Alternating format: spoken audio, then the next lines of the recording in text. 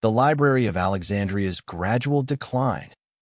Picture, if you will, the greatest collection of human knowledge ever assembled in the ancient world. The Library of Alexandria wasn't just a building filled with scrolls. It was humanity's first attempt at preserving universal knowledge. Built around 295 BCE, it housed perhaps 700,000 manuscripts, containing the wisdom of Greece, Egypt, Persia, India, and beyond. The mistake wasn't a single dramatic event, as many believe, but a slow erosion of priorities. As political powers shifted and budgets tightened, successive rulers viewed the library as an expensive luxury rather than a vital resource. Funding dwindled, scholars departed, and new acquisitions became rare. By the time various disasters struck, Roman budget cuts, Christian zealotry, and eventual Arab conquest, the library had already lost much of its significance. The true tragedy lies in what we lost forever. Mathematical treatises, historical accounts, scientific observations, and literary works that took centuries to accumulate vanished in mere decades of neglect. Imagine the scientific and cultural advancement humanity might have achieved had this knowledge been preserved and built upon. Rome's lead pipes and sweeteners. The Romans were master engineers, creating aqueducts and plumbing systems that wouldn't be matched for over 1,000 years. Yet they made a crucial error that may have contributed to their empire's decline: their extensive use of lead. Roman elites consumed lead daily through their water pipes, cooking vessels, and especially through a sweetener called sapa, grape juice boiled down in lead containers. The wealthy, ironically, suffered the most from lead poisoning because they could afford these luxuries. Symptoms included fertility problems, cognitive decline, and behavioral changes, precisely the issues that plagued the Roman ruling class in their final centuries. While some Roman physicians like Vitruvius warned against lead pipes, noting that water tasted better from clay vessels, their concerns were largely ignored. The convenience and durability of lead outweighed health considerations. Modern analysis of Roman bones shows lead levels that would be considered dangerously high today. This wasn't ignorance. It was a calculated risk that seemed reasonable at the time. The immediate benefits of superior plumbing and food preservation outweighed the subtle, long-term health consequences that took decades to manifest. The Mayan civilization's environmental overexploitation. The Maya built one of the most sophisticated civilizations in the ancient Americas, with advanced mathematics, astronomy, and agriculture. Yet by 900 CE, many of their greatest cities lay abandoned, their population scattered. The mistake was treating their environment as an inexhaustible resource. As populations grew, the Maya cleared vast forests for farmland and cities. They developed intensive agriculture, but failed to account for soil depletion and erosion. Their sophisticated calendar could predict eclipses centuries in advance, yet they couldn't foresee the environmental consequences of their own success. Archaeological evidence shows a pattern of deforestation followed by agricultural decline. Without trees to stabilize soil and regulate water flow, farmland became barren. Rivers changed course, wetlands dried up, and the delicate ecosystem that supported millions began to collapse. The Maya weren't primitive. They understood agriculture intimately. But like many civilizations, they assumed their ingenuity could overcome natural limits indefinitely.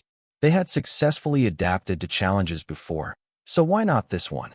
This overconfidence in human ability to transcend environmental constraints remains remarkably familiar to modern observers.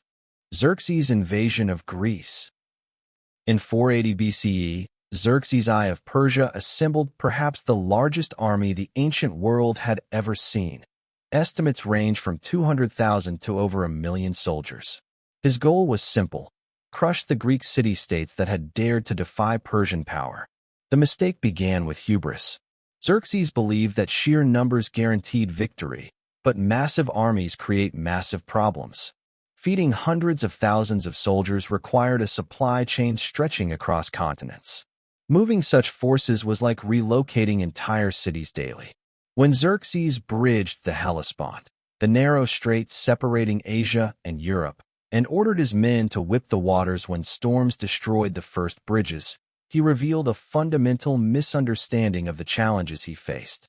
Nature, logistics, and determined resistance don't yield to imperial commands. At Thermopylae, 300 Spartans and their allies demonstrated that terrain and tactics could neutralize numerical superiority. At Salamis, Greek ships outmaneuvered the Persian fleet in narrow waters where size became a disadvantage. Each victory cost Xerxes not just soldiers, but the aura of invincibility that held his diverse empire together. Xerxes returned to Persia having transformed Greek city-states from squabbling rivals into a unified force. His invasion created the very unity he sought to prevent. Hannibal's hesitation after Cannae. August 2, 216 BCE. The Battle of Cannae. Hannibal's tactical genius reached its peak as he encircled and annihilated a Roman army twice his size. Rome's military leadership lay dead on the battlefield, the path to the city open and undefended. Then Hannibal made the decision that changed history. He didn't march on Rome. His cavalry commander Maharbal reportedly said, "You know how to win a victory, Hannibal, but you do not know how to use it." These words haunt military historians because they capture a perfect moment of strategic paralysis. Hannibal's reasons seemed sound. His army was exhausted, his siege equipment limited, and Rome's walls formidable.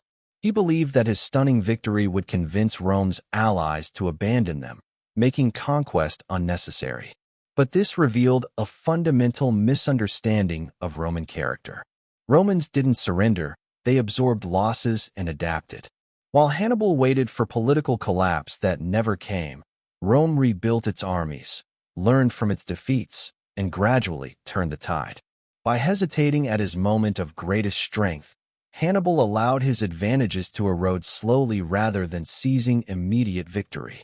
The assassination of Julius Caesar.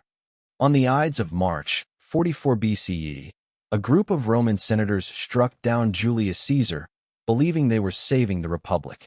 Instead, they accelerated its destruction. The conspirators, led by Brutus and Cassius, made a fatal political miscalculation. They assumed that killing Caesar would restore traditional Roman governance, but they had no plan for what came next. Caesar's popularity with common citizens and veterans meant his death would create a power vacuum, not a return to senatorial rule. Within hours of the assassination, Rome erupted in chaos. Caesar's heir, Octavian, and his lieutenant, Mark Antony, moved quickly to claim his legacy. Rather than weakening autocratic power, the senators had eliminated the one person who might have transitioned Rome peacefully from republic to empire. The irony runs deeper. Caesar had shown remarkable clemency toward his enemies, pardoning many of the men who would later kill him. By Roman standards, he was a relatively benevolent dictator. The conspirators' rigid adherence to republican ideals blinded them to political realities. Their mistake wasn't moral. They genuinely believed in republican values. But they confused the symbol of autocracy with its cause, failing to recognize that Rome's growth had made traditional governance impossible. The fall of Troy's overconfidence. Around 1180 BCE, the city of Troy made a mistake so legendary it became the foundation of Western literature. They brought the wooden horse within their walls. But the real mistake wasn't trusting Greek gifts. It was the overconfidence that led to that moment. Troy had withstood a 10-year siege, its walls proving impregnable to direct assault. King Priam and his advisors had every reason to believe their city was invincible. When the Greeks appeared to abandon their siege, leaving only a massive wooden horse as an offering to the gods, the Trojans faced a choice that would define their civilization's end.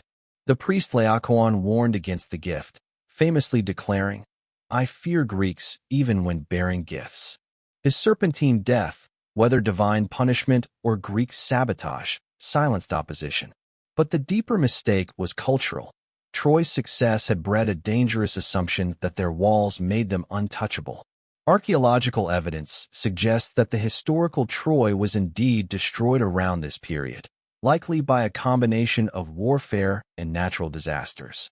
The wooden horse may be mythical, but it represents a very real pattern. how military success can create blind spots that enemies exploit. The Trojans weren't fools. They were victims of their own achievements. Their walls had protected them so long that they couldn't imagine defeat coming through cleverness rather than force. This cognitive blind spot, assuming that past defenses guarantee future security, would recur throughout human history. These ancient mistakes share common threads: overconfidence in human control over complex systems, short-term thinking that ignored long-term consequences, and the recurring human tendency to assume that current success guarantees future prosperity. As we move forward through history, we'll see these same patterns repeating in different forms. The Fourth Crusade's diversion to Constantinople. The Crusades were launched with the declared goal of reclaiming the Holy Land. Yet by the early 13th century, when the Fourth Crusade was called, that mission veered catastrophically off course. Instead of marching toward Jerusalem, the Crusaders turned their armies against Constantinople, the greatest Christian city of the East. In 1204, a combination of Venetian financial interests and political intrigue led the crusading armies to sack the Byzantine capital. For days, soldiers looted treasures, desecrated churches, and carried off relics that still lie scattered in Europe today. The Byzantine Empire, though it survived, was fatally weakened. Its economy and morale never recovered fully, leaving it vulnerable to the Ottoman Turks who, 2.5 centuries later, would capture the city permanently. The mistake here was profound: Christians turning their swords against Christians, undermining the very unity they claimed to defend. Instead of securing the Holy Land, the Fourth Crusade fractured Christendom and crippled Byzantium, one of the strongest bulwarks against Islamic expansion. It was a diversion born of greed, mistrust, and short-sighted politics, an error with centuries of consequences. The rejection of Greek fire technology. Centuries before gunpowder changed warfare, the Byzantine Empire possessed a weapon so fearsome it became legendary: Greek fire. Introduced in the 7th century, it was a flammable liquid, projected from siphons, that could burn even on water. Its exact formula remains a mystery, but its psychological and military impact was immense. Greek fire helped the Byzantines defend Constantinople during Arab sieges, ensuring the survival of the empire at critical moments. Yet instead of refining and preserving this invention for future generations, its secrets were closely guarded, passed only to a few trusted artisans. Over time, the precise knowledge was lost. Successive rulers failed to invest in broader development, treating it as a static wonder rather than a foundation for innovation. By the later Middle Ages, gunpowder had eclipsed Greek fire, but had the Byzantines expanded its use, they might have prolonged their military dominance. The mistake was not the invention, but the failure to preserve and advance it. Knowledge locked away in secrecy is knowledge at risk. Once forgotten, it is as though it never existed. The medieval church's suppression of scientific inquiry. The medieval period is often unfairly portrayed as entirely anti-scientific, but there is truth in the church's role in curbing curiosity that challenged doctrine. Throughout the Middle Ages, theology dominated intellectual life, and inquiries that contradicted biblical interpretation were often discouraged or condemned. Figures like Roger Bacon in the 13th century, who argued for experimental science, faced suspicion. Later, in the early modern period, Galileo would famously face trial for his astronomical findings, but the roots of such suspicion stretch back centuries. Universities, many founded under church auspices, often placed limits on permissible study. This suppression delayed advances in medicine, astronomy, and natural philosophy. For example, the ancient Greek physician Galen's ideas on human anatomy, many of them incorrect, remained authoritative for over a millennium because dissection was frowned upon. Only when scholars in the Renaissance dared to look directly at the body did medicine progress significantly. The mistake was not religion itself, but the tendency to let authority silence questioning. Progress requires tension between tradition and discovery. Without it, humanity lingers in error longer than it must. The Black Death's poor medical response. In the mid-14th century, the bubonic plague, later called the Black Death, swept across Europe, carried by fleas on rats traveling along trade routes. Between 1347 and 1351, it killed perhaps a third to half of Europe's population. Yet the way societies responded magnified the disaster. Medical knowledge at the time was rudimentary. Disease was often explained in terms of miasmas, bad air, or divine punishment. Quarantines, when attempted, were inconsistent and poorly enforced. Doctors wore long-beaked masks stuffed with herbs, an iconic image that did little to protect them. People blamed minorities such as Jewish communities, leading to massacres born of fear rather than science. Some cities, like Venice, eventually developed more systematic quarantine practices, keeping ships at bay for 40 days, the origin of the word quarantine. But these measures came late, after untold suffering. The mistake was not understanding transmission and not developing coherent public health systems. The plague would recur for centuries, each time reminding humanity how fragile it was before invisible forces of nature. The Mongol Empire's succession crisis. Few empires have expanded as rapidly as that of the Mongols in the 13th century. Under Genghis Khan and his descendants, their horsemen carved out territory from China to Eastern Europe. But this vast empire was held together not by lasting institutions, but by personal authority and loyalty. When Genghis died in 1227, and later when his grandson Kublai Khan rose to power, the lack of clear inheritance rules bred conflict. Instead of a stable succession system, rival branches of the family vied for supremacy. The once unified empire splintered into khanates: the Golden Horde in Russia, the Ilkhanate in Persia, the Chagatai Khanate in Central Asia, and the Yuan dynasty in China. Though these realms remained powerful, the unity that had terrified Europe and the Middle East was gone. The mistake was failing to translate conquest into governance. Without clear laws of succession or durable institutions, the Mongol Empire became a victim of its own size. It reminds us that power without structure rarely endures. The Vikings' abandonment of North American settlements.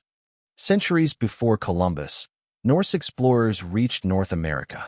Around the year 1000, Leif Erikson and others established a settlement at Vinland, likely in present-day Newfoundland. Archaeological evidence at L'Anse aux Meadows shows that these voyages were real, not just sagas. Yet the Vikings did not stay. Harsh conditions, conflicts with indigenous peoples, and the logistical challenge of maintaining supply lines across the Atlantic led them to abandon these footholds. Instead, they retreated to Greenland, which itself eventually failed. By leaving North America behind, the Norse forfeited a chance to shape transatlantic history 5 centuries earlier than Columbus. The Americas would remain isolated from Europe until 1492. The mistake was not so much cowardice as a lack of vision, failing to see the potential of lands across the sea. It was an opportunity missed, a page left unwritten until much later. The Byzantine Empire's neglect of naval power. The Byzantine Empire, heir to Rome, was once a maritime power supreme in the Mediterranean. Its fleets carried soldiers, supplies, and, at times, Greek fire itself. Yet by the later Middle Ages, this strength waned. Economic troubles, political infighting, and complacency led emperors to neglect their navy. As Italian city-states like Venice and Genoa grew, they filled the vacuum. Byzantium became increasingly dependent on Venetian ships for transport and defense, paying dearly for the service. By the time the Ottomans rose to prominence, the Byzantines no longer controlled the seas around their own capital. When Constantinople fell in 1453, it was partly because the empire could not contest Ottoman control of the surrounding waters. The mistake was letting naval power slip away in an era when control of trade routes meant survival. Empires that rule the waves shape history. Those that ignore them invite decline. Spain's economic mismanagement of New World gold. When Spain stumbled upon the vast riches of the New World, gold and silver pouring in from the Americas, it seemed as if the empire had secured prosperity for centuries. Yet, instead of strengthening the nation, this sudden influx of wealth destabilized it. The Spanish crown flooded its economy with precious metals without creating mechanisms to absorb and regulate the flow. This led to rampant inflation across Europe, known as the price revolution, where money lost its value and everyday goods became increasingly expensive. Spain spent recklessly, financing endless wars in the Netherlands, Italy, and against the Ottoman Turks. Instead of investing in domestic industries, infrastructure, or education, the empire became dependent on bullion imports. When shipments slowed due to piracy or naval defeats, Spain found itself unable to sustain its expenses. By the 17th century, the once richest nation in Europe declared bankruptcy multiple times. It is a powerful lesson. Wealth without sound policy is a fleeting mirage. The Chinese Ming dynasty's abandonment of naval exploration. In the early 15th century, Admiral Zheng He led immense fleets across the Indian Ocean, showcasing China's naval supremacy. His treasure ships dwarfed anything Europe had yet constructed, reaching as far as East Africa. These expeditions not only projected power, but also opened doors for trade, diplomacy, and cultural exchange. Yet, after Zheng He's death, the Ming court abruptly halted these voyages. Influenced by Confucian bureaucrats who viewed merchants with suspicion and sought to protect China from foreign influence, the dynasty dismantled its great fleets and even banned the construction of ocean-going ships. At the very moment Europe was beginning its age of exploration, China withdrew behind its borders. The consequences were profound. While Spain, Portugal, and later England and the Netherlands built global empires, China lost its chance to shape the early modern world order. Isolationist policies kept China strong internally for a time, but ultimately left it vulnerable to Western powers centuries later. The Ottoman Empire's rejection of the printing press. When Johannes Gutenberg's press transformed Europe in the 15th century, books became cheaper, literacy spread, and ideas circulated faster than ever before. The Protestant Reformation, the Scientific Revolution, and eventually the Enlightenment all rode on waves of printed words. But in the Ottoman Empire, religious and political authorities resisted this technology. They feared the destabilizing power of mass communication and the challenge it might pose to established clerical authority.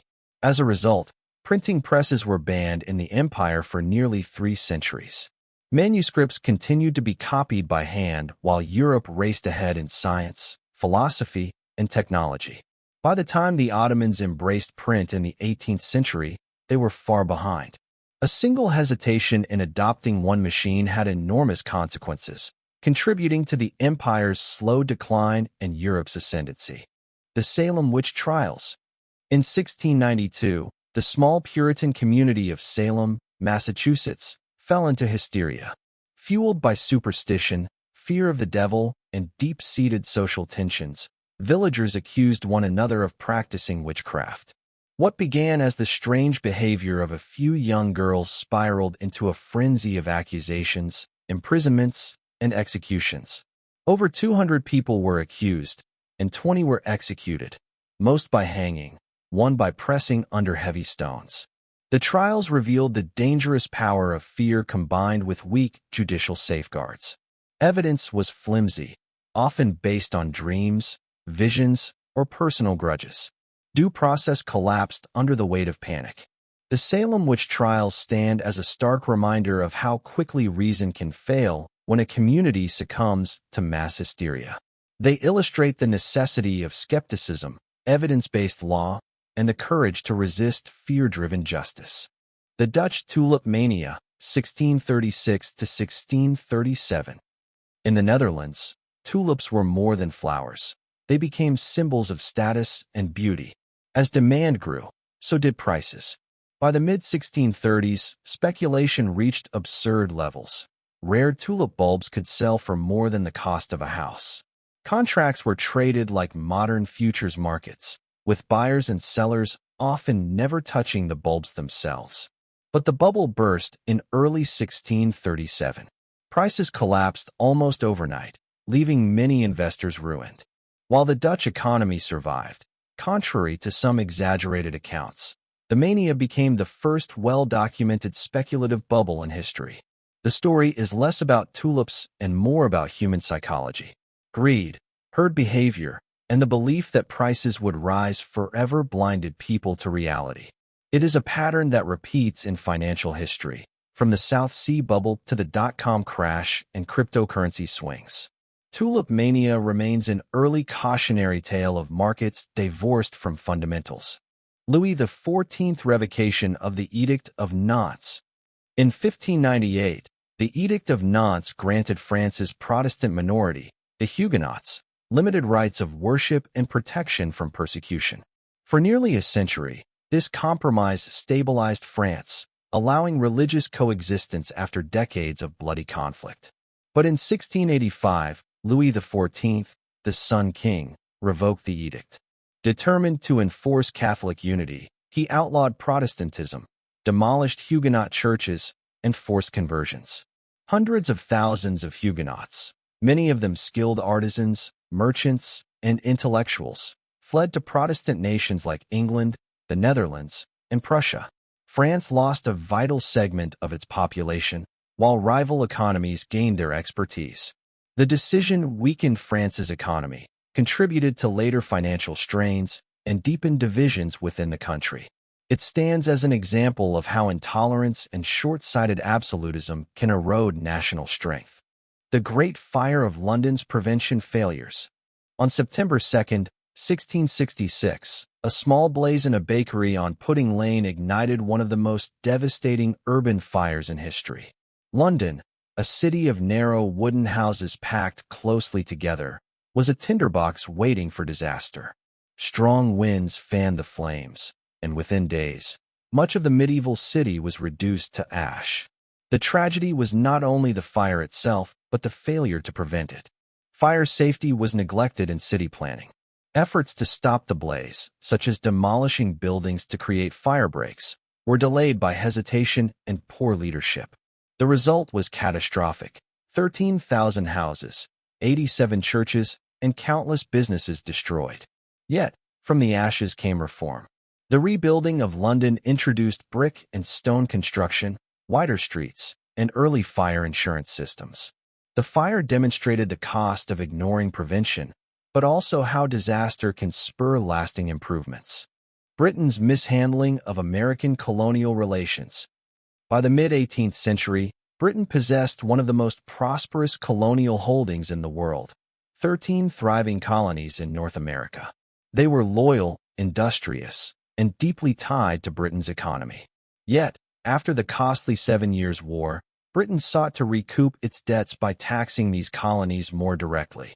Measures like the Stamp Act and the Townshend Acts imposed duties on paper, tea, and everyday goods. What the British Crown underestimated was the colonists' attachment to the principle of self-governance. No taxation without representation became their rallying cry.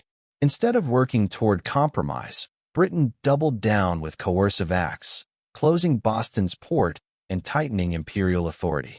These heavy-handed policies turned loyal subjects into revolutionaries. The loss of the American colonies in 1783 was not just a territorial setback. It was a psychological blow to Britain's image as an unshakable empire. Ironically, Britain's most valuable colony slipped away not from military weakness, but from political miscalculation and a failure to understand the colonial mindset. Louis XVI financial mismanagement. In France, King Louis XVI inherited a nation in debt, yet his policies only deepened the crisis. Costly wars, including support for the American Revolution, drained the treasury. Meanwhile, France's tax system was outdated and unjust, heavily burdening peasants while exempting much of the nobility and clergy. Attempts at reform repeatedly failed, largely due to the king's indecisiveness. When advisors proposed broadening taxation, Louis wavered, fearful of alienating the powerful estates. Rather than taking bold action to modernize France's finances, he allowed the crisis to fester. By 1789, the state was effectively bankrupt. Louis's inability to act decisively, whether by reforming taxation, managing court expenses, or calming unrest, set the stage for the French Revolution. His personal hesitation in moments that demanded clarity cost him his throne, his monarchy, and ultimately, his life.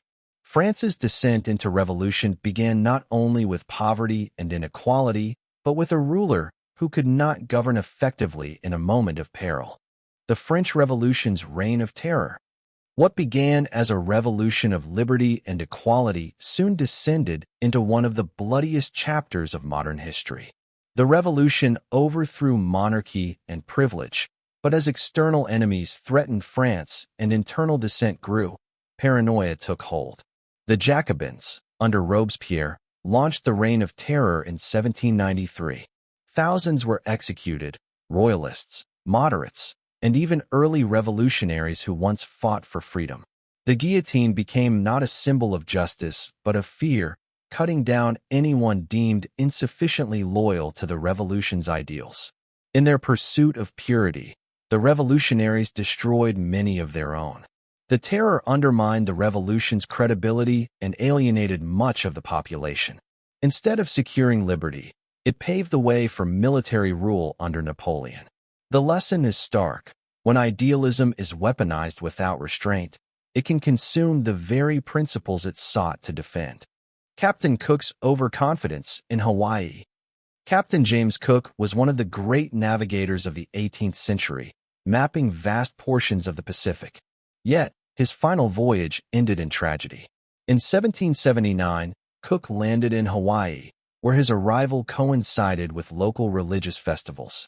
The Hawaiians initially welcomed him, perhaps even revering him as a figure of myth.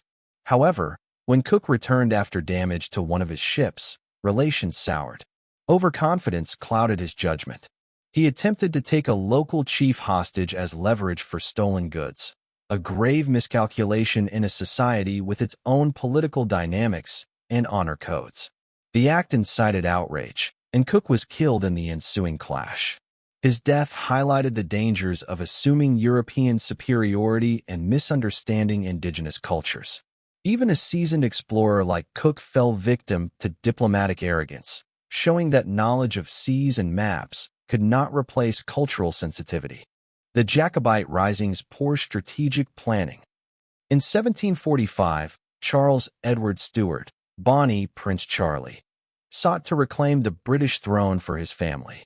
With a small force, he landed in Scotland and rallied Highland clans to his cause. Initially, the rebellion met surprising success, even advancing deep into England. But success was fleeting. The Jacobites lacked a coherent long-term strategy. Logistics were poor, supplies inconsistent, and divisions plagued leadership. Romantic zeal carried them forward, but practical planning was absent. When government forces regrouped, the Jacobite army faced disaster at the Battle of Culloden in 1746. The Highland Charge, brave but outdated, was no match for disciplined artillery and musket fire. Culloden crushed the Jacobite cause and ended serious Stuart claims to the throne. Beyond the battlefield, it led to brutal suppression of Highland culture and traditions. The uprising is remembered not only as a failed rebellion, but as a cautionary tale of passion overriding strategy. Sweden's Charles XII and the Great Northern War. In the early 18th century, Sweden stood as a formidable northern power. But its young king, Charles XII, embarked on a series of military campaigns that proved disastrous. Initially, his bold tactics brought success against Denmark, Poland, and Russia, yet overconfidence drove him further. In 1708, Charles launched an invasion deep into Russia, echoing a mistake that would later haunt Napoleon and Hitler. The campaign stretched supply lines across vast, hostile terrain. Russian scorched earth tactics and the brutal winter decimated his forces. At Poltava in 1709, Charles suffered a crushing defeat that shattered Swedish dominance. Sweden never regained its status as a great power. Charles's relentless pursuit of military glory drained his nation's resources and exhausted its people. What had been a respected northern empire became a diminished state overshadowed by Russia. His reign demonstrates how ambition without limits can transform a kingdom's fortune from strength to ruin. Napoleon's invasion of Russia. In 1812, Napoleon Bonaparte commanded the most powerful army in Europe. With victories across the continent, he seemed invincible. But his decision to invade Russia would become one of history's greatest military blunders. Napoleon assembled the Grande Armée, over 600,000 men, from across his empire. His goal was to punish Russia for abandoning the continental system, his blockade against British trade. Yet the scale of the invasion made supply lines nearly impossible to maintain. Russia's vast distances, poor roads, and deliberate scorched-earth tactics ensured French soldiers found only burned villages and empty fields. By the time Napoleon reached Moscow, the city was abandoned and set aflame by its own inhabitants. Winter soon arrived, and retreat became a nightmare. Starvation, disease, frostbite, and relentless Russian attacks decimated the French army. Of the original force, fewer than 100,000 returned. The failure marked the beginning of Napoleon's downfall. What was meant to demonstrate his dominance instead shattered his aura of invincibility and emboldened his enemies. The invasion remains a lesson in the perils of overreach, hubris, and ignoring the brutal realities of climate and logistics. The charge of the Light Brigade. During the Crimean War in 1854, British cavalry received a set of confused orders. Miscommunication between commanders, combined with rivalry and pride, led to catastrophe at the Battle of Balaclava. The Light Brigade, a unit of lightly armed cavalry, was ordered to charge into a valley heavily fortified with Russian artillery. The attack was suicidal, yet the cavalry obeyed. There's not to reason why, as the poet Alfred, Lord Tennyson, later immortalized it. They galloped straight into cannon fire. Of the roughly 670 who charged, nearly half were killed, wounded, or captured. The disaster was not due to cowardice or incompetence among the soldiers, but poor communication and arrogance at the command level. Leaders were more concerned with honor and rivalries than clarity of orders. Though celebrated in British culture as a symbol of courage, the charge of the Light Brigade remains a stark reminder of how mismanagement and pride in military hierarchies can needlessly sacrifice lives. The Irish potato famine response. In the 1840s, Ireland's population depended heavily on the potato as a staple food. When blight struck the crop in 1845, millions faced starvation. Over the next several years, about 1 million people died and another million emigrated, reshaping Ireland forever. What made this tragedy a historical mistake was not the blight itself, but the British government's inadequate response. Officials clung to laissez-faire economic ideology, believing that market forces, not direct state aid, should address the crisis. Exports of grain and livestock continued even as Irish peasants starved. Relief efforts were minimal, poorly organized, and often conditioned on harsh work requirements in overcrowded workhouses. The famine exposed not only the flaws of rigid economic policy, but also the deep inequalities of British rule. The disaster intensified Irish resentment toward Britain, fueling nationalist movements in later decades. The failure to prioritize humanitarian relief over ideology remains one of the starkest examples of government blindness to human suffering. Custer's last stand. In 1876, during the Great Sioux War, Lieutenant Colonel George Armstrong Custer led the 7th Cavalry into what he believed would be a quick, decisive engagement against a Native American encampment along the Little Bighorn River. Convinced of his superiority, Custer divided his force of around 600 men into smaller units to surround what he thought was a vulnerable enemy. In reality, the encampment contained thousands of Lakota Sioux, Northern Cheyenne, and Arapaho warriors, led by figures like Sitting Bull and Crazy Horse. Custer's intelligence was poor and his arrogance fatal. Outnumbered and outmaneuvered, Custer and over 200 of his men were killed in what became known as Custer's Last Stand. While the victory was momentarily uplifting for Native forces, it ultimately provoked overwhelming U.S. retaliation. For Custer, the battle was a catastrophic miscalculation born from hubris, underestimation of his opponents, and disregard for proper reconnaissance. It remains a cautionary tale of overconfidence and cultural blindness in military command. The Crimean War's medical disasters. The Crimean War, 1853 to 1856, revealed as much about poor medical practices as it did about military might. More soldiers died from disease, infection, and unsanitary conditions than from combat itself. Hospitals were overcrowded, filthy, and lacking in basic hygiene. Wounded soldiers often lay in soiled clothing, without adequate food or water. Amputations were performed without proper sterilization, leading to fatal infections. Cholera, typhus, and dysentery spread rapidly, claiming lives long after battles ended. It was during this crisis that Florence Nightingale rose to prominence, pioneering reforms in hygiene, sanitation, and organization. But for tens of thousands, these reforms came too late. The suffering highlighted the dangers of neglecting logistics, medical support, and the health of soldiers in warfare. The Crimean War's medical disasters were preventable. They show that victory in war is not only determined on battlefields but in hospitals, supply chains, and the care given to those who fight. The Taiping Rebellion's missed opportunities. Between 1850 and 1864, China was convulsed by the Taiping Rebellion, a massive civil war that claimed an estimated 20 million lives. The movement, led by Hong Xiuquan, who claimed to be the younger brother of Jesus Christ, promised sweeping reforms, equality for women, redistribution of land, and an end to corruption. At first, the Taiping gained momentum, capturing vast territories and even establishing a capital at Nanjing. But internal divisions, poor leadership, and rigid ideology eroded their strength. Hong became increasingly detached, retreating into religious visions while rivals squabbled for power. Corruption and cruelty within their own ranks alienated supporters. Meanwhile, the Qing dynasty, though weakened, regrouped with foreign support. Superior organization and modern weaponry eventually crushed the rebellion. The Taiping had the potential to reshape China, perhaps even modernize it. Instead, poor leadership squandered the chance, turning hope into one of the deadliest conflicts in history. It is a reminder that revolutions can collapse not only from external enemies, but from within.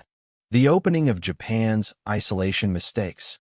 For over 2 centuries, Japan had pursued Sakoku, a policy of isolation that restricted foreign contact and trade. This allowed internal stability, but left Japan technologically stagnant compared to the rapidly industrializing West. In 1853, Commodore Matthew Perry of the United States arrived with modern warships, demanding Japan open its ports. The Japanese, unable to resist militarily, reluctantly agreed. The sudden encounter with Western powers exposed how far Japan had fallen behind. Yet the mistakes were not one-sided. Western negotiators imposed unequal treaties, dismissing Japanese sovereignty and fueling resentment. Cultural insensitivity and arrogance deepened mistrust. For Japan, the failure to modernize earlier forced humiliating concessions. For the West, the failure to respect Japan's position sowed seeds of hostility. Ultimately, Japan learned quickly, launching the Meiji Restoration and modernizing at a remarkable pace. But the painful opening of Japan remains a lesson in the dangers of delay, misunderstanding, and imbalance between cultures. The Suez Canal's political miscalculations. Completed in 1869, the Suez Canal transformed global trade by linking the Mediterranean to the Red Sea. It was a marvel of engineering and a shortcut between Europe and Asia. Yet the politics surrounding the canal revealed deep miscalculations. Egypt, under Khedive Ismail, financed the canal through massive borrowing. When debts mounted, Egypt sold its shares to Britain, inadvertently granting it control over a strategic lifeline. Soon, European powers dominated the canal and Egyptian finances, sparking resentment and instability. For Britain and France, the canal became a focal point of imperial competition, entangling them further in Middle Eastern affairs. For Egypt, what should have been a symbol of modernization became a gateway to colonial interference. The mismanagement of the canal project foreshadowed decades of conflict over Middle Eastern sovereignty and European imperial overreach. It is a reminder that infrastructure, however transformative, is never just an engineering project. It is always political. The assassination of Archduke Franz Ferdinand's security failures. In June 1914, Archduke Franz Ferdinand of Austria-Hungary traveled to Sarajevo, a city tense with nationalist discontent. His visit coincided with a national holiday celebrating Serbian pride, a moment charged with political symbolism. Security arrangements were astonishingly poor. The Archduke's motorcade route had been publicized in advance, making it easy for conspirators from the Black Hand organization to plan their attack. During the journey, one assassin threw a grenade at the motorcade. It bounced off the Archduke's car and exploded nearby, injuring bystanders. Yet instead of halting the visit, authorities allowed the procession to continue, with minimal adjustment to security. Later that day, the Archduke insisted on visiting the wounded in hospital. A miscommunication led his driver to take a wrong turn.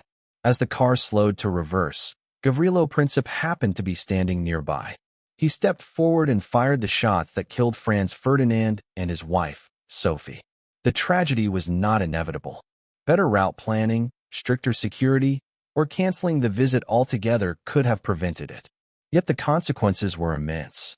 The assassination set off a chain reaction of alliances and ultimatums that spiraled into the First World War, a conflict that would claim millions of lives. A small lapse in security became the spark for global catastrophe. World War I's military leadership failures. When war erupted in 1914, European generals entered the conflict with tactics shaped by the 19th century. They believed in mass infantry charges, cavalry, and rigid battle lines. What they did not anticipate was how new technologies, machine guns, barbed wire, heavy artillery, and poison gas would make such strategies suicidal. On the Western Front, trench warfare became a grim stalemate. Generals often ordered frontal assaults against fortified positions, leading to enormous casualties for minimal territorial gains. Battles like the Somme and Verdun epitomized this futility. At the Somme, British forces suffered nearly 60,000 casualties on the first day alone, the bloodiest in their history. Leaders clung to the idea of decisive battle, failing to adapt quickly enough to the realities of industrialized warfare. Communication between command and front lines was poor, and soldiers' lives were expended in attempts to prove strategic theories. The war's toll was staggering: more than 16 million dead and 20 million wounded. Much of this loss stemmed not just from the brutality of modern weapons, but from leadership that refused to abandon outdated doctrines. The First World War demonstrated how slow adaptation in military thinking can magnify human tragedy. The Treaty of Versailles. Harsh terms. When World War I ended in 1918, the victors gathered in Paris to determine the future. The Treaty of Versailles, signed in 1919, imposed crushing terms on Germany. While the desire to punish the aggressor was understandable, the severity of the treaty proved a mistake with lasting consequences. Germany was forced to accept war guilt, pay vast reparations, and surrender territory. Its military was sharply limited, and its economy left in ruins. These measures created not reconciliation, but resentment. Many Germans viewed the treaty as a humiliation, fueling bitterness that would later be exploited by extremist movements.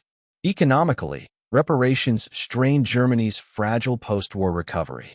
Inflation soared, unemployment rose, and ordinary citizens bore the burden. Politically, the treaty weakened the moderate Weimar Republic, making it vulnerable to radical challenges.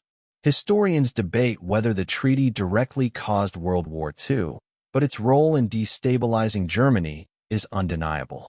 Instead of ensuring peace, Versailles sowed the seeds of future conflict, an enduring example of how harsh punishment can backfire. The 1918 flu pandemic's public health response. In the final year of World War I, a far deadlier enemy spread across the globe: the influenza pandemic of 1918. Unlike most strains of flu, this one disproportionately struck young adults. It killed an estimated 50 million people worldwide, making it one of history's deadliest pandemics. Yet governments, particularly in wartime nations, responded poorly. Censorship was widespread. To maintain morale, many countries downplayed the outbreak. In the United States, officials encouraged public gatherings and parades even as infection spread. Cities like Philadelphia suffered catastrophic death tolls after holding large public events. Public health systems lacked coordination. Quarantine measures were inconsistent, medical advice varied, and hospitals were overwhelmed. With much of the medical workforce drawn into military service, civilian populations were left vulnerable. The pandemic showed the dangers of denial and poor communication. Lessons about transparency, early intervention, and global cooperation were not fully learned at the time, but they resonate today. The 1918 flu revealed how human mistakes in managing disease can be as deadly as the pathogen itself. The Russian Revolution's extremist turn. In 1917, Russia faced collapse. Years of war, food shortages, and political repression had eroded trust in the monarchy. The February Revolution overthrew Tsar Nicholas II, raising hopes for democratic reform under a provisional government. But these hopes were short-lived. The provisional leaders, led by Alexander Kerensky, made fateful mistakes. They kept Russia in the war, despite public exhaustion, and failed to deliver meaningful land reforms. Their hesitation created a power vacuum that the radical Bolsheviks exploited. By October, Lenin and his followers seized power, promising peace, land, and bread. Yet once in control, they dismantled democratic institutions, silenced opponents, and established a one-party state. The Russian Revolution had begun with aspirations for freedom, but ended with authoritarian rule that would shape the 20th century. The mistake was not simply the rise of the Bolsheviks, but the inability of moderates to unite, compromise, and respond effectively to the crisis. Their failure opened the door to extremism, with consequences that stretched far beyond Russia. The Titanic's safety oversights. When the RMS Titanic set sail in 1912, it was hailed as the largest and most luxurious ship in the world. Engineers and the press declared it unsinkable, a symbol of modern progress. Yet this confidence masked a series of safety oversights that turned tragedy into legend. The ship carried only 20 lifeboats, enough for about half the passengers and crew, because regulations were outdated and shipbuilders prioritized aesthetics over safety. During the voyage, multiple iceberg warnings were ignored or downplayed. When the ship struck ice, the hull's design flaws caused catastrophic flooding across multiple compartments. Evacuation was chaotic. Lifeboats were launched half full, and crew lacked adequate training. Of the more than 2,200 people aboard, over 1,500 perished in the freezing Atlantic. The Titanic disaster was not merely an accident of nature, but a result of human overconfidence, insufficient regulation, and complacency in the face of risk. It stands as a reminder that technology, no matter how advanced, cannot overcome negligence. Stock market speculation of the 1920s. The 1920s in the United States were a time of apparent prosperity. Stock prices soared, and ordinary citizens invested heavily, often using borrowed money. The practice of buying on margin, purchasing stocks with only a fraction of their cost down, created a bubble of speculation. Banks and markets operated with little regulation. Optimism drove investors to believe prices would rise indefinitely. Yet by late 1929, confidence faltered. The stock market crashed, wiping out fortunes and triggering the Great Depression.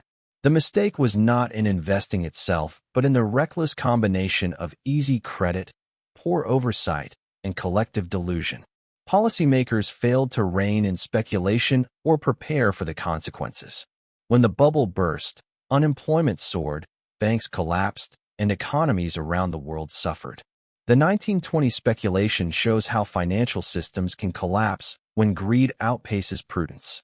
It remains a cautionary tale about the need for regulation, transparency, and restraint in economic life. Prohibition in the United States. In 1920, the United States enacted the 18th Amendment, banning the production, sale, and transport of alcoholic beverages. The intention was to curb social problems associated with drinking, but the outcome was far different. Instead of eliminating alcohol, prohibition drove it underground. Speakeasies flourished, Bootlegging became lucrative, and organized crime grew powerful. Figures like Al Capone built empires on illegal liquor, and violence surged in American cities. Enforcement proved nearly impossible. The government lacked the resources to police widespread demand, and corruption spread within law enforcement. Meanwhile, the federal government lost significant tax revenue once collected from alcohol sales. After more than a decade of failure, Prohibition was repealed in 1933. Rather than promoting morality, it had undermined respect for the law and empowered criminal networks. It remains an enduring example of how legislation that ignores social realities can produce the very problems it seeks to solve. Hitler's two-front war strategy. In June 1941, Adolf Hitler launched Operation Barbarossa, the largest military invasion in history. More than 3 million German soldiers poured into the Soviet Union, supported by hundreds of thousands of Axis troops. At first, the offensive appeared unstoppable. Entire Soviet divisions collapsed, and cities like Kiev and Smolensk fell with staggering losses. But beneath the early triumphs lay a critical error.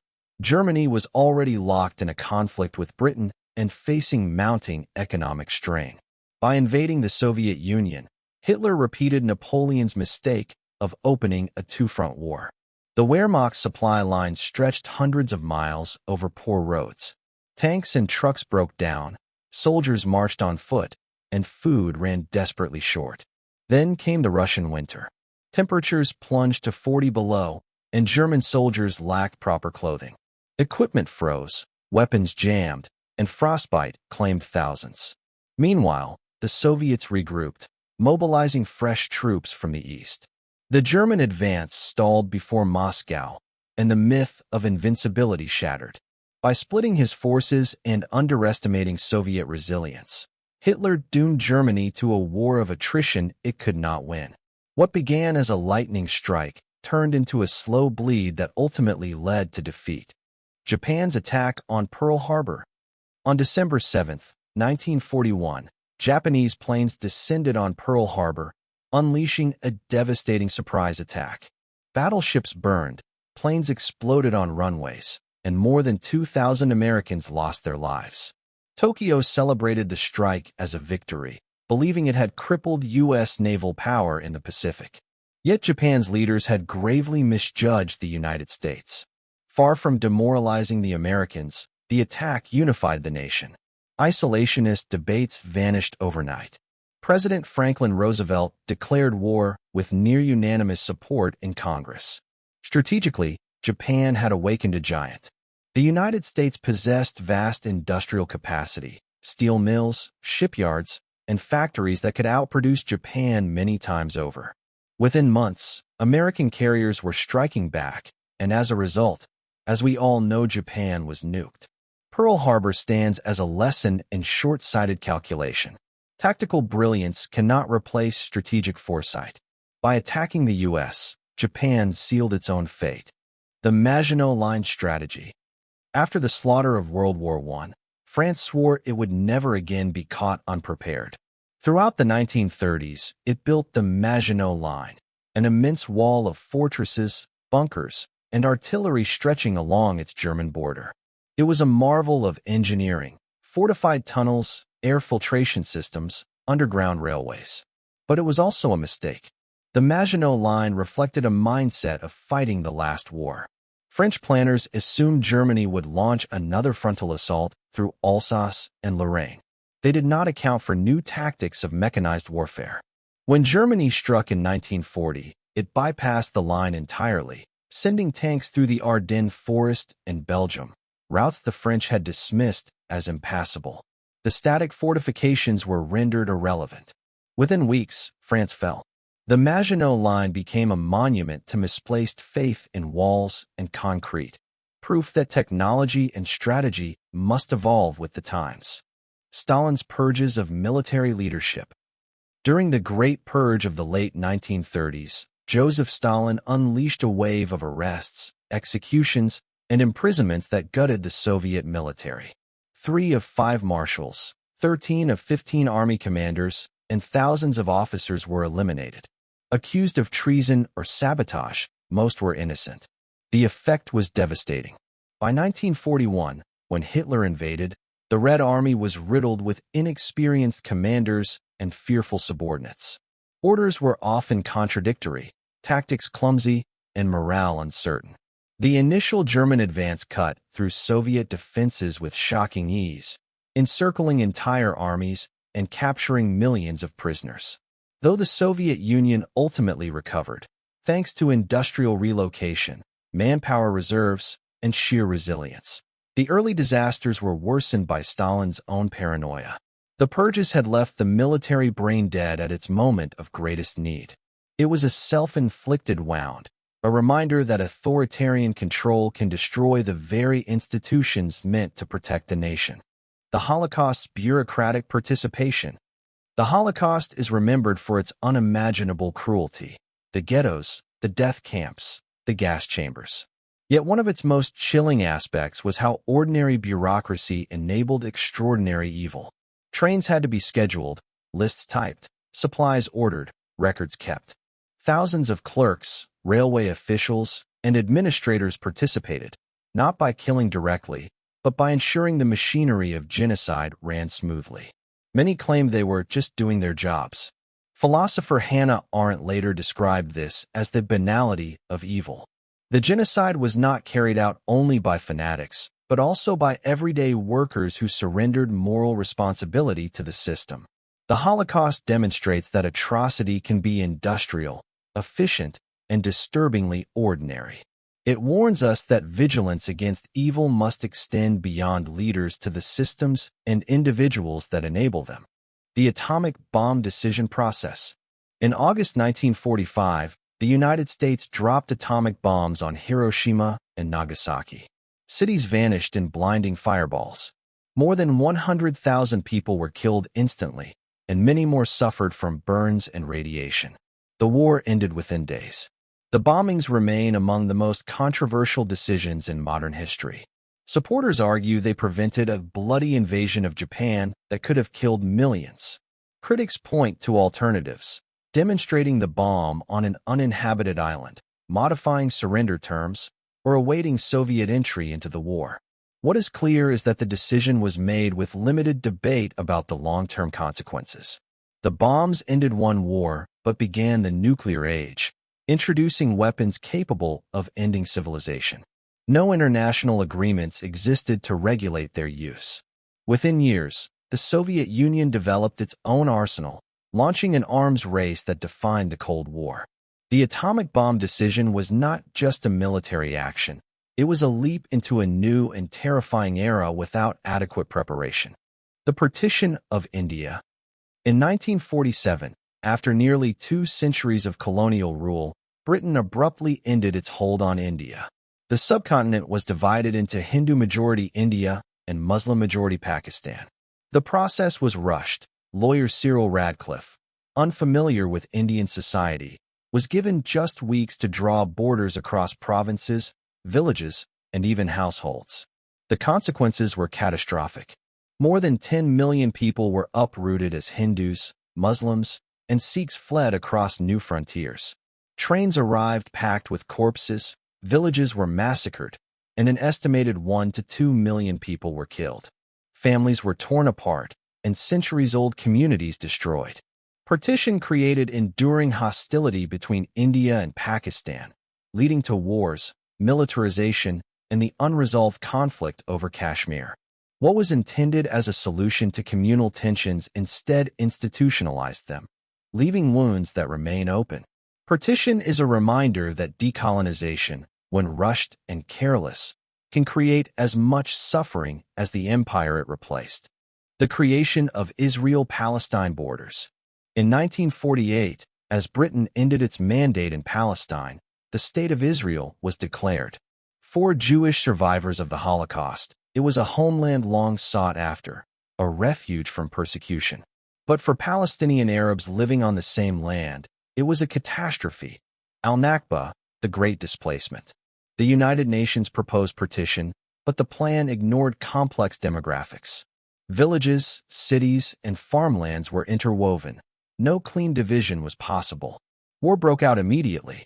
Around 700,000 Palestinians were forced from their homes, becoming refugees in neighboring countries. International powers, eager for quick solutions, underestimated the depth of historical, religious, and cultural claims to the land. Instead of peace, partition created one of the world's most enduring conflicts. Decades later, borders remain contested. Wars in 1967 and 1973, uprisings, and cycles of violence all trace back to the flawed arrangements of 1948. The mistake was not only in the borders drawn, but in the failure to create a system that respected both peoples.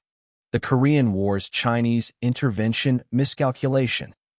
In June 1950, North Korea invaded South Korea, igniting the first major conflict of the Cold War. The United States, backed by United Nations forces, intervened to push back the communist advance.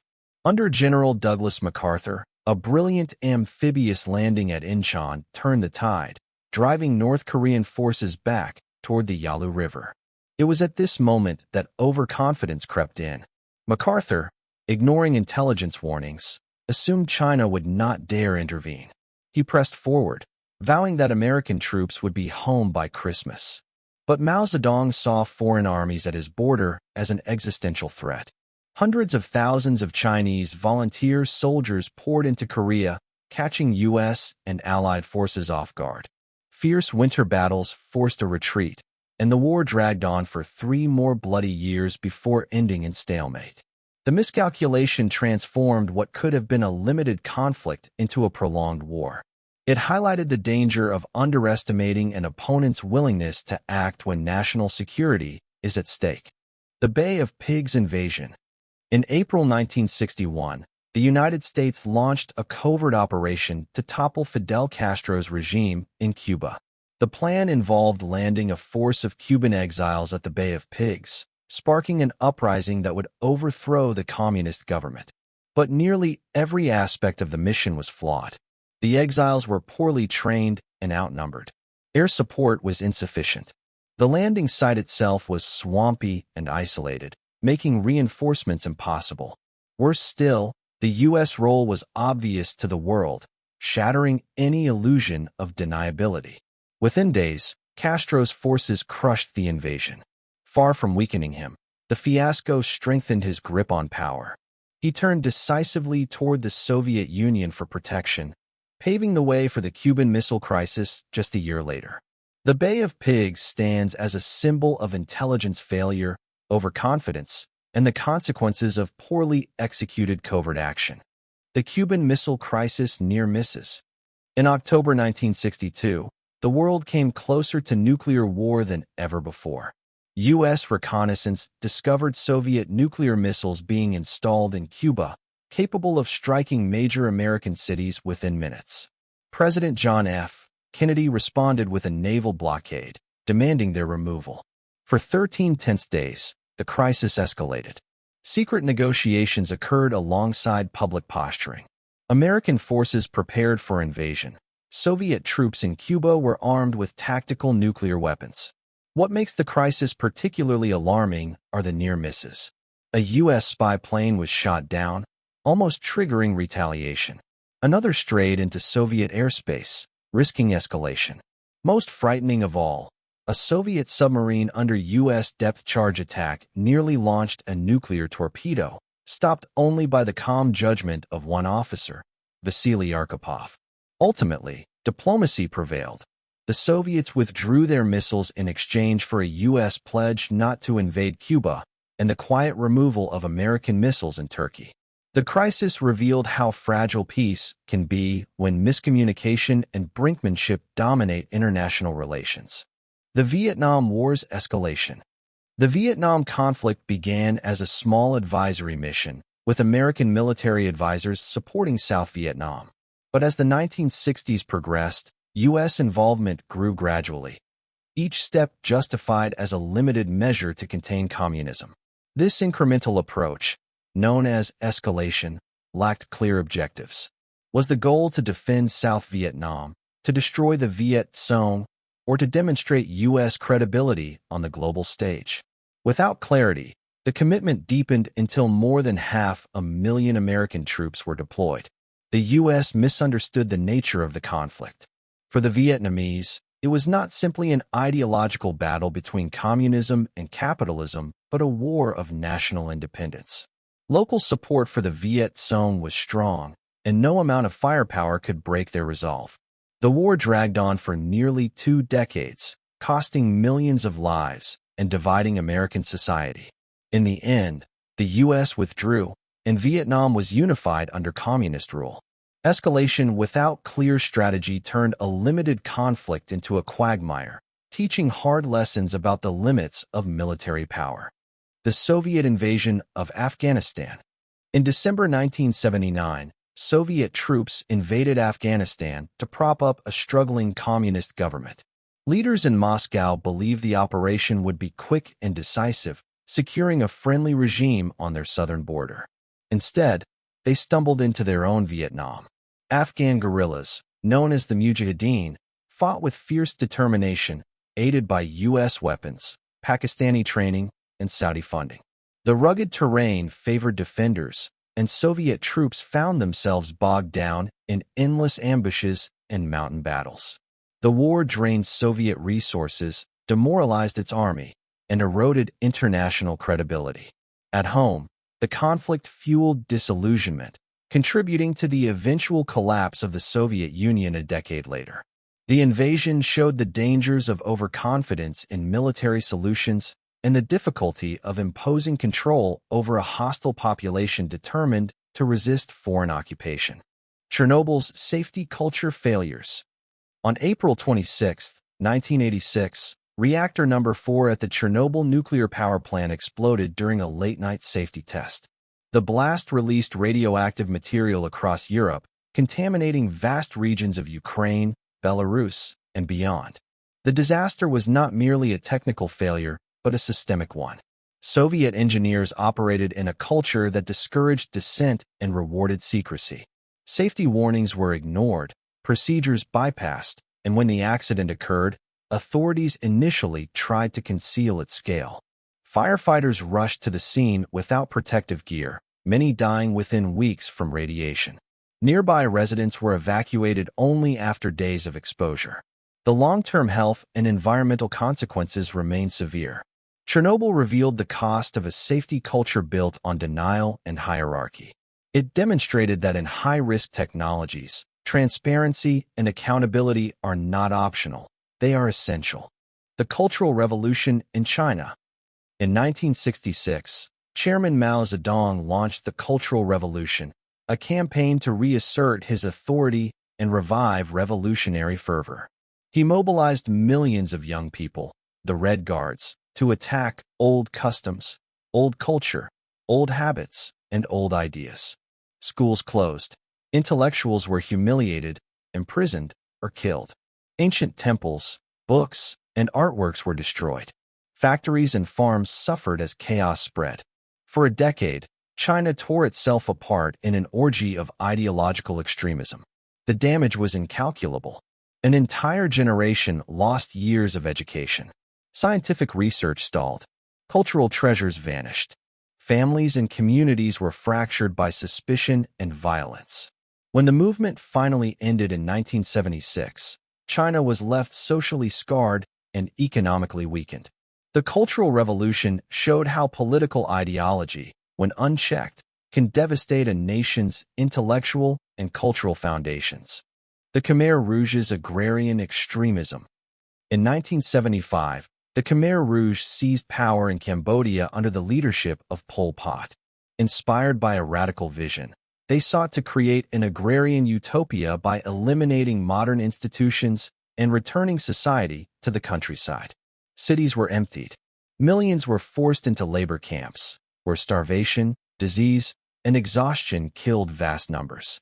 Intellectuals, professionals, and even people wearing glasses were targeted as enemies of the state. The result was one of the worst genocides of the 20th century.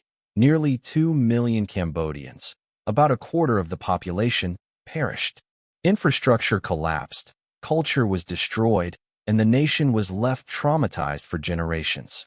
The The Khmer Rouge's extremism was a rejection of modernity so absolute that it consumed its own people. It remains a stark reminder of how ideology, when pursued without humanity, can destroy an entire nation. The Challenger Space Shuttle disaster. On January 28, 1986, millions watched live as the Space Shuttle Challenger lifted off from Cape Canaveral. Just 73 seconds into flight, it exploded, killing all 7 astronauts aboard, including schoolteacher Christa McAuliffe. The tragedy was not simply a technical malfunction, but a systemic failure. Engineers at Morton Thiokol, the contractor responsible for the shuttle's solid rocket boosters, had repeatedly warned about the vulnerability of O-rings in cold weather. The morning of the launch was unusually frigid, and ice coated the shuttle's exterior. Despite concerns, NASA pressed ahead, driven by political pressure to keep the shuttle program on schedule. The Rogers Commission investigation revealed deep flaws in communication and decision-making. Engineers' warnings never reached top officials. Management prioritized deadlines and public relations over safety. The disaster became a defining example of how organizational culture can blind institutions to known risks. Challenger's loss was devastating, but it forced NASA to re-examine its safety culture, reminding the world that space exploration demands humility as well as ambition. The Exxon Valdez oil spill. In March 1989, the oil tanker Exxon Valdez struck a reef off the coast of Alaska, spilling nearly 11 million gallons of crude oil into Prince William Sound. The disaster fouled over 1,000 miles of pristine coastline, killing countless seabirds, otters, seals, and fish. Investigations revealed that the tanker's captain had a history of alcohol abuse and left the bridge at a critical moment. Exxon had failed to enforce strict safety oversight. Worse still, essential navigation equipment was outdated or not functioning. The company prioritized cost-cutting over environmental safeguards. The response was equally inadequate. Cleanup crews were unprepared, equipment was scarce, and the remote location made efforts painfully slow. The Exxon Valdez spill became one of the worst environmental disasters in history. It exposed the dangers of corporate negligence in sensitive ecosystems and pushed forward new regulations for oil transport and spill preparedness.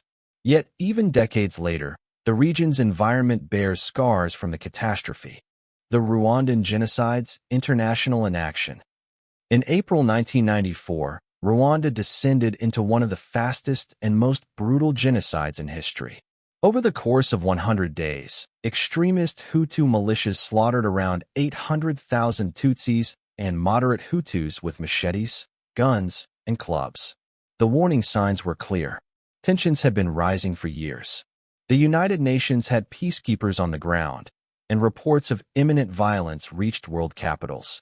Yet when the killing began, the international community hesitated. The United States, scarred by its failed intervention in Somalia, resisted involvement. European powers evacuated their citizens but left Rwandans behind. The United Nations cut back its peacekeeping force at the very moment more troops were needed. The result was catastrophic. Only after most of the killings had taken place did stronger international responses emerge. The genocide stands as one of the clearest examples of moral failure in modern diplomacy, proof that silence and delay can be as deadly as bullets. The Yugoslav War's ethnic nationalism.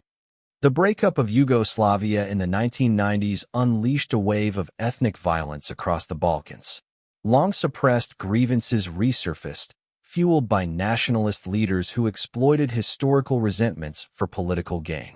The wars in Croatia, Bosnia, and later Kosovo were marked by sieges, massacres, and campaigns of ethnic cleansing. Cities like Sarajevo endured years of bombardment. In 1995, the massacre of over 8,000 Bosniak men and boys in Srebrenica shocked the world. The international community was slow to respond. The United Nations deployed peacekeepers, but restricted them with limited mandates. NATO hesitated until atrocities mounted. It was only after years of bloodshed that decisive interventions helped end the conflicts. The Yugoslav wars revealed how nationalism, left unchecked, can fracture societies and turn neighbors into enemies. They also expose the shortcomings of international institutions unprepared to confront ethnic violence in real time. The Soviet Union's economic stagnation. By the 1970s and 1980s, the Soviet Union, once seen as a rival superpower to the United States, was faltering under the weight of economic stagnation. Centralized planning, which had once fueled rapid industrialization, now struggled to keep pace with global technological innovation. The system discouraged efficiency and innovation. Factories met quotas by producing poor-quality goods. Agriculture failed to feed the population without massive imports. Meanwhile, enormous resources were diverted to the arms race with the West. Leaders like Brezhnev resisted reforms, fearing instability. By the time Mikhail Gorbachev introduced perestroika and glasnost in the mid-1980s, the rot was too deep. The Soviet economy lagged far behind Western competitors, and the strain contributed directly to the USSR's collapse in 1991. The stagnation demonstrated how rigid systems, unwilling to adapt, eventually collapse under their own weight. Economic dogma proved as dangerous as military miscalculation. The Iran-Iraq War's prolonged brutality. From 1980 to 1988, Iran and Iraq fought one of the longest and bloodiest wars of the 20th century. Triggered by border disputes and Saddam Hussein's desire to exploit post-revolutionary chaos in Iran, the conflict soon escalated into a war of attrition. Both sides committed horrific acts: human wave assaults, indiscriminate missile attacks on cities, and the use of chemical weapons.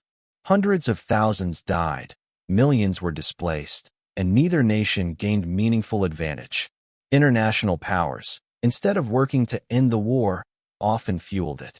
The United States, the Soviet Union, and regional players supplied arms to both sides, prolonging the conflict for geopolitical gain. In the end, after 8 years, the borders remained essentially unchanged. The war accomplished little beyond devastation.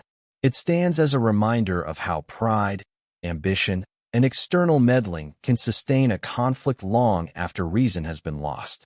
The Bhopal industrial disaster.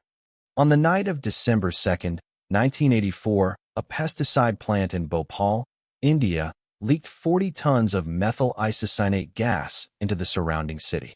The toxic cloud killed thousands within hours and left hundreds of thousands more with chronic illnesses. Investigations revealed shocking negligence. Safety systems had been disabled to cut costs.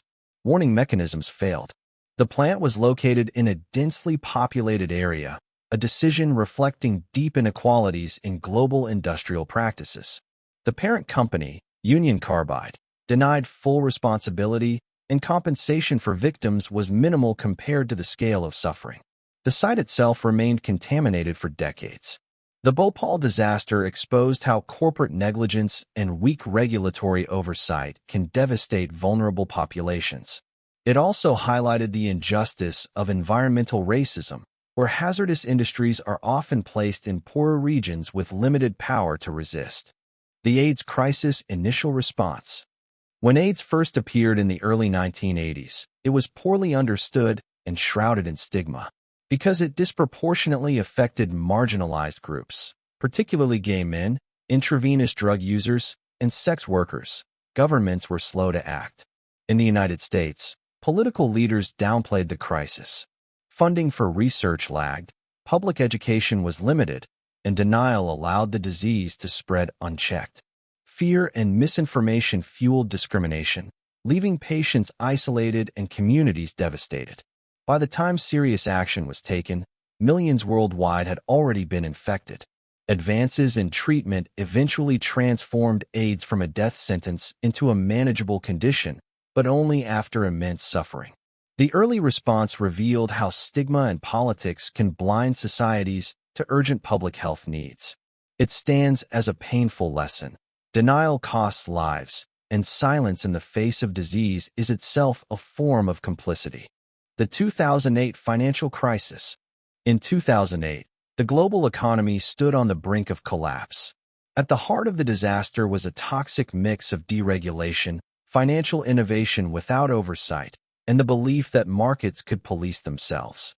Banks packaged risky mortgages into complex securities and sold them around the world. Ratings agencies, driven by profit, stamped these products as safe.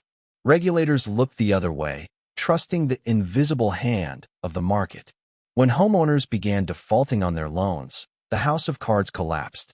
Lehman Brothers fell, credit froze, and ordinary people lost homes, jobs, and savings. Governments scrambled to bail out banks deemed too big to fail, creating a moral hazard that still shapes financial behavior today. The crisis revealed the dangers of unchecked greed and the fragility of interconnected economies. It was not simply a market failure, but a systemic failure of oversight, ethics, and foresight. The Iraq War's WMD intelligence.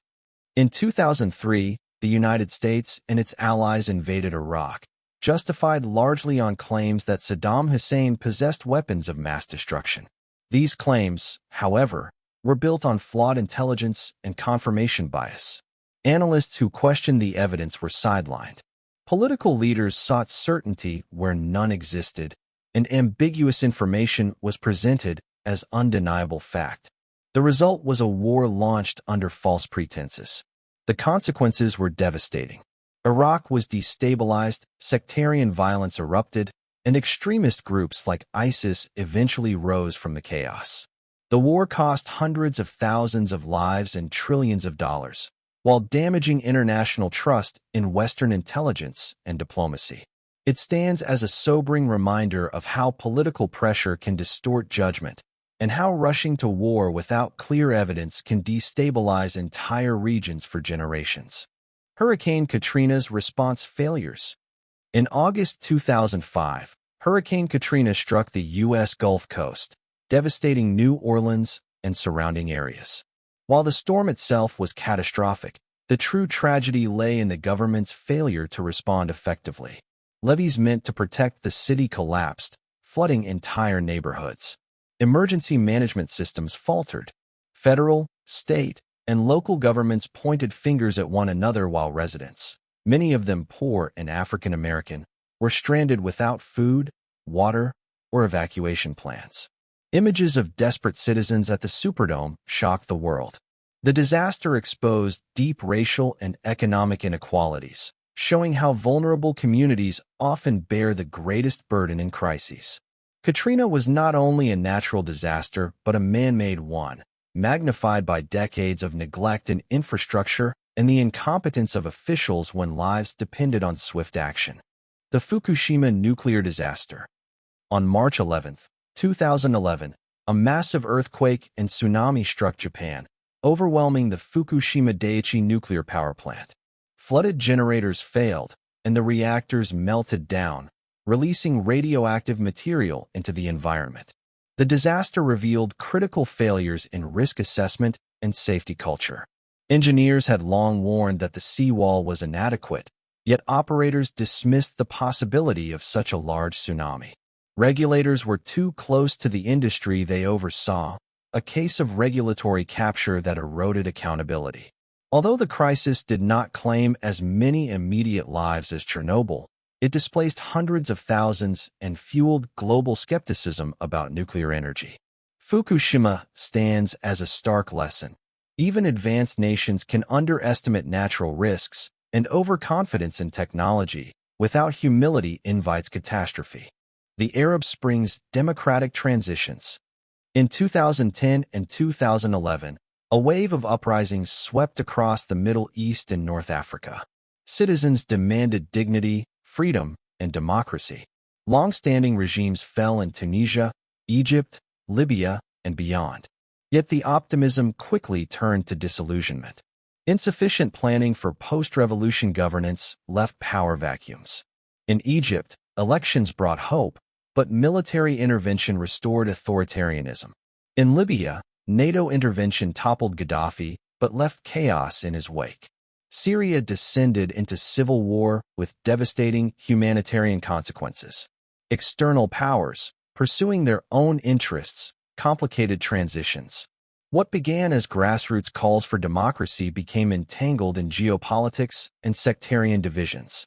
The Arab Spring demonstrated the difficulty of turning revolution into stable democracy. Removing a dictator is one challenge. Building just institutions to replace them is far harder. Climate change denial and delay. Few mistakes in modern history are as far-reaching as the failure to confront climate change in time. By the late 20th century, the scientific consensus was already clear. Human activity was warming the planet. Yet economic interests and political inertia delayed meaningful action. Fossil fuel companies funded misinformation campaigns, casting doubt on established science. Politicians downplayed risks, fearing the costs of change. Decades that could have been spent transitioning to sustainable energy were lost to denial and debate. The consequences are now undeniable: rising seas, extreme weather, wildfires, and climate refugees. Each year of delay makes solutions more urgent and more costly. Climate change denial was not simply ignorance. It was a deliberate choice by powerful actors to protect short-term profits at the expense of long-term survival. History may judge this not just as a mistake, but as one of humanity's greatest collective failures. The 2016 Brexit vote campaign. In June 2016, the United Kingdom voted to leave the European Union, a decision that reshaped its political and economic future. Yet the campaign leading to the referendum was plagued by misinformation and oversimplification. Slogans promised billions for the National Health Service, claims later revealed as misleading. Complex issues of trade, migration, and sovereignty were reduced to emotional appeals. Many voters later admitted they did not fully understand the implications. The result plunged the UK into years of political turmoil, divided communities, and strained relations with Europe. Businesses faced uncertainty, and the promised benefits proved elusive. Brexit illustrated the dangers of making irreversible decisions through campaigns that prioritize emotion over fact. Democracy requires informed consent, but when misinformation dominates, the people's choice can be manipulated. The COVID-19 pandemic early response. When COVID-19 emerged in late 2019 and early 2020, the world had the chance to contain it. Instead, denial and delay allowed the virus to spread unchecked. Some governments downplayed the threat, fearing economic disruption or political fallout. Others politicized masks, lockdowns, and vaccines, turning public health into partisan warfare. International coordination faltered, and misinformation flourished online. By the time serious measures were taken, the virus had already gone global. Millions of lives were lost, economies were shattered, and trust in institutions eroded. The pandemic revealed how fragile modern societies remain in the face of crisis. Despite scientific advances, political hesitation and lack of solidarity magnified the disaster. It was a reminder that in a globalized world, delay in one country can endanger all others. The prohibition of research into psychedelic medicine. In the mid-20th century, psychedelics like LSD and psilocybin were not fringe curiosities. They were serious subjects of scientific inquiry. Early studies showed promise in treating depression, alcoholism, and post-traumatic stress. But in the political climate of the 1960s and 1970s, science collided with ideology. President Richard Nixon, seeking to delegitimize the counterculture, launched the war on drugs. Psychedelics were placed in the strictest legal category, defined as having no medical use and high potential for abuse. Researchers lost funding, laboratories were shut down, and decades of potential discovery vanished. For nearly half a century, therapeutic exploration of these substances stalled. Only in the past 2 decades has interest revived, with clinical trials again suggesting profound benefits for treatment-resistant depression, end-of-life anxiety, and trauma. The prohibition was not simply a regulatory mistake. It was a political decision that sacrificed mental health progress for cultural control. The suppression of alternative energy research. Since the 1970s, evidence has been clear: fossil fuels are destabilizing the climate. Yet the energy transition was delayed by deliberate suppression of knowledge. Internal documents from oil companies reveal that their own scientists understood the risks of carbon emissions as early as the 1970s. Instead of sharing findings, executives funded public campaigns to sow doubt about climate science. This strategy mirrored tactics used by the tobacco industry, turning settled facts into contested debate. Meanwhile, investments in renewable energy were undercut. Research into solar, wind, and storage technologies struggled for funding while fossil fuel infrastructure expanded. Each year of delay locked societies deeper into dependence on coal, oil, and gas. The result is a lost generation of progress. Today's climate crisis is not only a failure of science, it is a failure of integrity, where knowledge was hidden and solutions postponed for short-term profit. Social media platform design choices. When platforms like Facebook, Twitter, and later TikTok rose to prominence, they promised connection and community. But their design choices prioritized engagement above well-being. Algorithms optimized for attention learned quickly that outrage, fear, and sensationalism keep people scrolling. Extreme voices were amplified, misinformation spread faster than corrections, and users were nudged toward ever more polarizing content. At the same time, the endless scroll and feedback loops of likes and shares reshaped mental health, especially for younger generations. Anxiety, depression, and body image issues soared as social validation became quantifiable and addictive. The platform's leaders often acknowledged these risks privately but hesitated to act, fearing competitive disadvantage. In chasing growth, they created ecosystems that reward division and undermine civic trust. This mistake was not technological but ethical, designing tools without asking whether they nourished or harmed the societies they served. The opioid crisis's medical establishment. In the 1990s, a new generation of painkillers was marketed as revolutionary. Companies like Purdue Pharma claimed that opioids such as OxyContin could relieve chronic pain with minimal risk of addiction. These claims were based on cherry-picked data and aggressive marketing campaigns. Doctors, reassured by misleading information, prescribed opioids widely. Patients developed dependencies, often escalating to heroin or fentanyl when prescriptions ran out. Communities across the United States were devastated. Tens of thousands of deaths each year became the grim toll of this crisis. The medical establishment, too, bears responsibility. Oversight was weak, prescribing guidelines were lax, and addiction was treated as a personal failing rather than a public health emergency. The opioid epidemic illustrates how profit motives, misinformation, and stigma can converge to produce catastrophe. It is a cautionary tale about the responsibility of both corporations and healthcare systems in safeguarding human lives. Nuclear waste storage solutions. Since the dawn of the nuclear age, reactors have generated electricity and waste.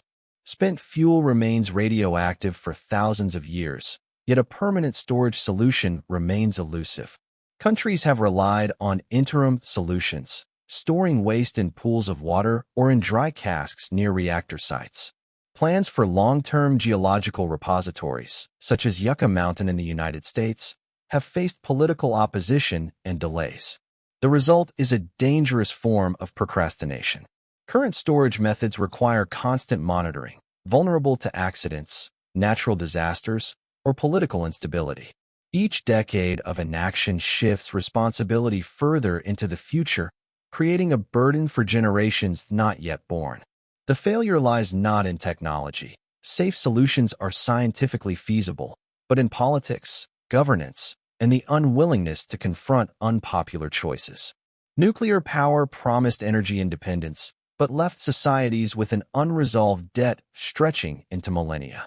Artificial intelligence development without ethics. In recent years, artificial intelligence has advanced at a breathtaking pace. From language models to facial recognition, AI now shapes economies, warfare, and daily life. Yet the race for progress often outpaces the discussion of ethics. Companies compete to release ever more powerful systems, sometimes with limited transparency about their risks. Algorithms used in criminal justice or hiring can encode biases, perpetuating inequality under the guise of objectivity. Facial recognition raises surveillance concerns. Autonomous weapons edge closer to reality. The central mistake is not the pursuit of AI itself, but the lack of guardrails. Without agreed-upon standards, accountability, or oversight, society risks stumbling into consequences it cannot control. History shows that unchecked technologies, from nuclear weapons to fossil fuels, carry unintended costs. Artificial intelligence may prove to be the next test of whether humanity can guide its inventions with foresight rather than chase innovation blindly. The housing crisis and predatory lending. The dream of homeownership has long been presented as the cornerstone of stability and prosperity. Yet in the years leading up to the 2008 financial crash, that dream was twisted into a trap. Predatory lending practices targeted the most vulnerable communities, low-income families, immigrants, and people of color, offering loans that looked affordable at first but carried hidden risks. Adjustable-rate mortgages started with low payments but ballooned to unmanageable levels. Brokers earned commissions for volume, not for responsible lending. Borrowers who had been excluded from traditional credit markets were suddenly courted with offers, encouraged to take on debt they could never sustain. For many, these loans were presented with little transparency. Terms were buried in complex language, risks minimized, and desperation exploited. When interest rates rose and payments spiked, foreclosures swept through entire neighborhoods. Families lost homes, life savings evaporated, and communities hollowed out. The wealth gap deepened, particularly along racial lines. While some walked away with profits, others were left with nothing but debt and displacement. The housing crisis was not just about financial instruments. It was about social priorities. A system meant to create stability instead amplified inequality. By turning the basic human need for shelter into a tool for exploitation, predatory lending reshaped the economic landscape for a generation. The war on drugs, mass incarceration. In the early 1970s, the U.S. government declared a war on drugs. The stated goal was to curb addiction and protect society. In practice, it became one of the most consequential policy mistakes in modern social history. Drug use was treated not as a public health issue, but as a crime. Mandatory minimum sentences sent people to prison for decades for possession of small amounts. Three strikes laws filled jails with nonviolent offenders. Instead of rehabilitation, punishment became the default response. The impact was far from equal.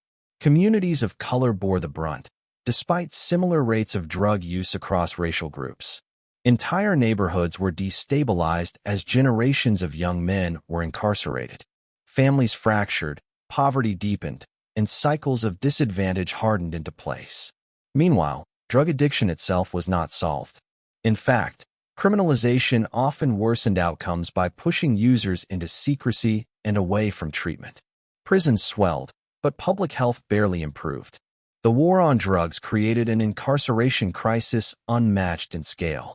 By criminalizing health struggles and overlaying punishment with racial bias, it left scars that continue to shape society today. Deregulation of financial markets.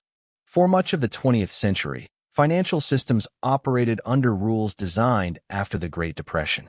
The Glass-Steagall Act, for example, kept commercial banks separate from risky investment activities. Regulations were not meant to stifle innovation, but to prevent excesses that could destabilize economies. By the 1980s and 1990s, however, the tide shifted. Deregulation became the mantra. Advocates argued that markets could police themselves and that outdated restrictions hindered growth. Step by step, safeguards were removed. The repeal of Glass-Steagall in 1999 symbolized this new era.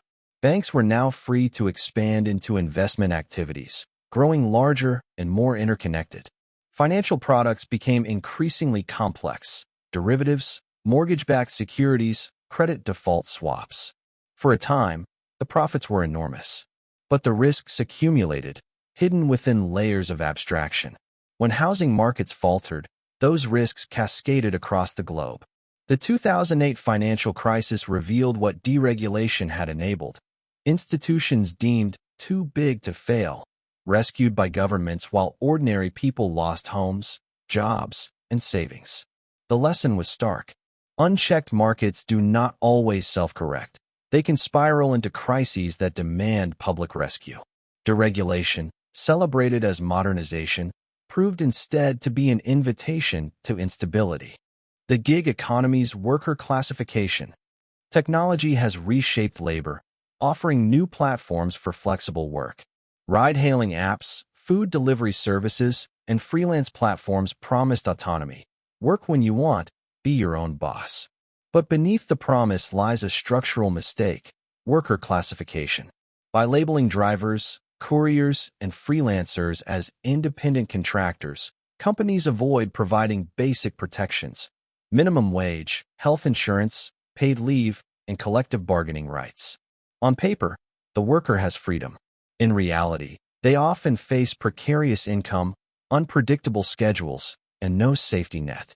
This classification loophole shifts risks away from corporations and onto individuals. A car breakdown, illness, or dip in demand can leave a worker stranded without support. For many, the so-called flexibility is not a choice, but a necessity, masking insecurity as independence.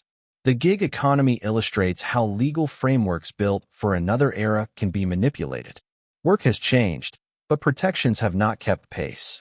Instead of empowering labor, platforms have too often deepened vulnerability, redefining employment in ways that prioritize profit over stability. Social media echo chambers. The digital revolution promised to democratize information. Anyone could publish, connect, and learn across borders. Yet the design of social media has produced a very different outcome: echo chambers. Algorithms, built to maximize engagement, feed users more of what they already agree with. Confirmation bias is rewarded.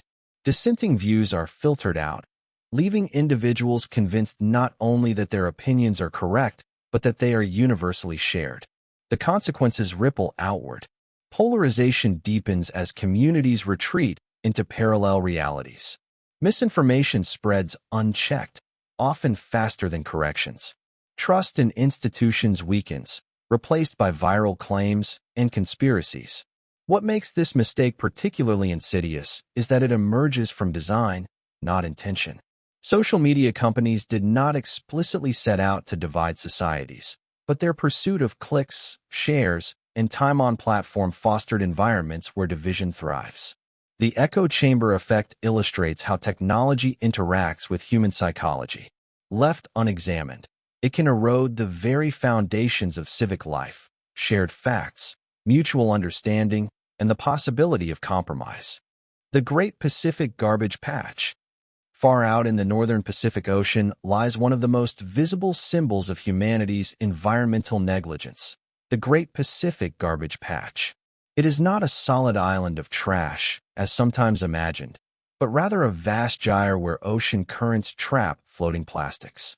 These fragments, ranging from abandoned fishing nets to microscopic particles, circulate endlessly in a slow-moving whirlpool. The patch is a product of inadequate waste management and a throwaway culture that emerged in the 20th century. Plastics were celebrated as miracles of modern chemistry: cheap, durable, and versatile. Yet these very qualities made them nearly indestructible once discarded.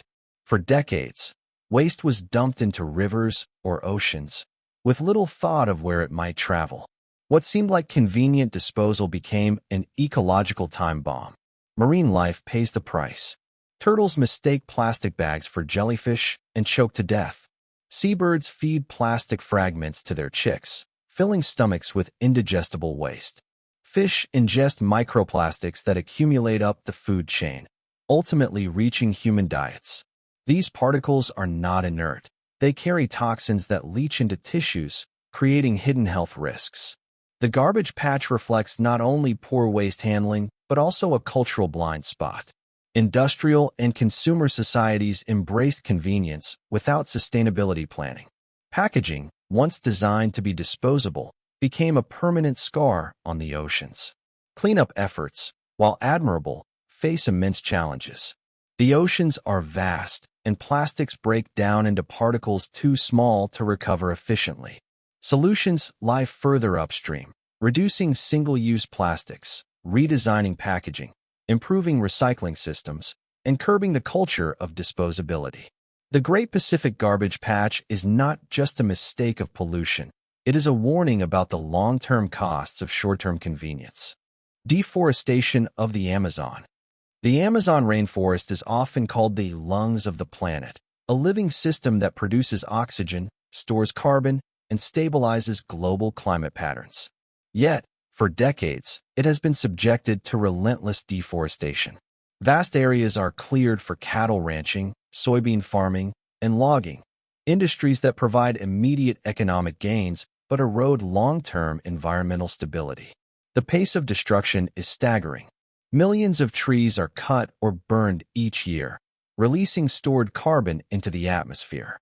The rainforest, once a powerful carbon sink, risks becoming a carbon source, accelerating climate change. The loss of biodiversity is equally profound. Species found nowhere else on Earth vanish as habitats shrink and fragment. The Amazon, one of the richest ecosystems on the planet, is being dismantled at industrial speed. Beyond ecology, deforestation raises profound human rights concerns. Indigenous peoples, who have lived in balance with the forest for millennia, are displaced, their lands violated, and their cultures threatened. Their knowledge of sustainable practices, accumulated over generations, is ignored in the rush for profit. This mistake is rooted in a failure to value natural capital. The idea that forests, rivers, and ecosystems have economic worth beyond immediate exploitation. Short-term revenue from clearing land blinds policymakers and corporations to the long-term costs. Disrupted rainfall patterns, regional droughts, soil erosion, and the collapse of biodiversity that underpins global agriculture. Solutions are possible. Legal protections for indigenous land, enforcement of anti-logging laws, and economic incentives for sustainable industries can slow the tide. Global consumers also play a role. Demand for beef, soy, and timber drives much of the destruction. Choosing sustainability is not only a moral decision, but an existential one. The Amazon's fate is tied directly to the future stability of Earth's climate. Overfishing of ocean ecosystems. The oceans once seemed limitless, teeming with life beyond human capacity to deplete. But by the late 20th century, industrial fishing had pushed this illusion to its breaking point. Overfishing is now one of the gravest mistakes in environmental stewardship, reshaping ecosystems across the globe. At its core, overfishing represents a tragedy of the commons. The sea is shared, yet individual actors, companies, fleets, nations, exploit it without restraint. Each pursues short-term gain, depleting stocks faster than they can replenish. As catches decline, fleets grow larger and more technologically advanced, chasing dwindling populations deeper and farther. The consequences ripple through food webs. When predatory fish like tuna, cod, or sharks are overharvested, smaller species multiply unchecked, destabilizing balance. Coral reefs and coastal ecosystems, once vibrant, collapse under the strain of imbalance. Millions of people in developing nations, who depend on fish as their primary source of protein, find their food security threatened. Bycatch adds another layer of tragedy.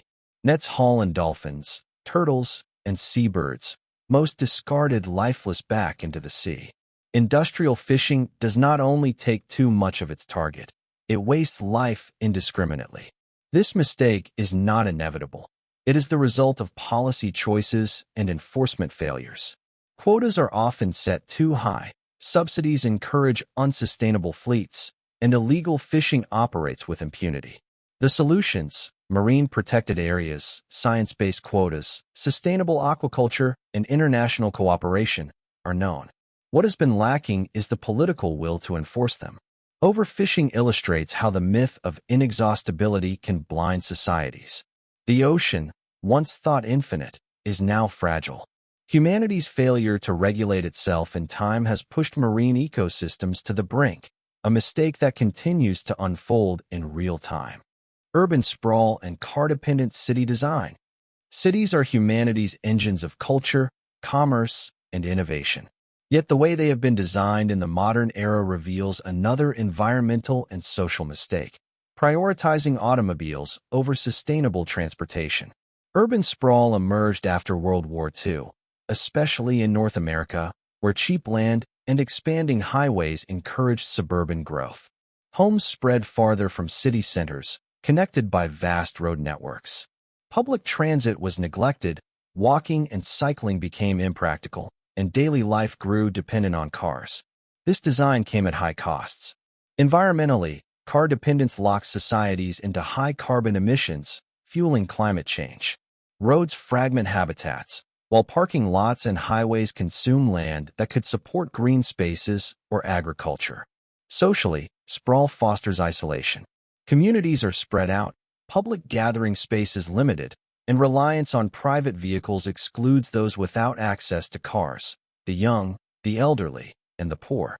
Health consequences also emerge. Air pollution from vehicles contributes to respiratory illnesses. Sedentary lifestyles, shaped by reliance on driving, increase rates of obesity and cardiovascular disease. Time spent commuting erodes quality of life, stealing hours from family and leisure. Urban sprawl was not inevitable. It was the result of planning choices. Policymakers subsidized highways, zoned cities in ways that separated homes from workplaces, and allowed developers to prioritize profits over livability. Alternatives, dense, walkable cities with efficient transit, were known but sidelined. Correcting this mistake is possible. Cities worldwide are now experimenting with transit-oriented development, cycling infrastructure, and the 15-minute city model where daily needs are within easy reach. Yet the legacy of sprawl remains. Entire regions are locked into patterns that are difficult to undo. The prioritization of cars over people shows how design decisions can shape not just landscapes, but the daily rhythm and well-being of millions. The decline of critical thinking education. In classrooms across much of the modern world, education has increasingly been measured through standardized testing. Students are trained to select correct answers from multiple choice sheets, to memorize formulas, and to reproduce information under time conditions. While this system can measure recall and discipline, it has come at a cost: the decline of critical thinking education. Critical thinking is the ability to question assumptions, analyze evidence, and reason through complex problems. It is the skill that prepares citizens to participate in democracy, to evaluate competing claims, and to navigate the noise of modern life.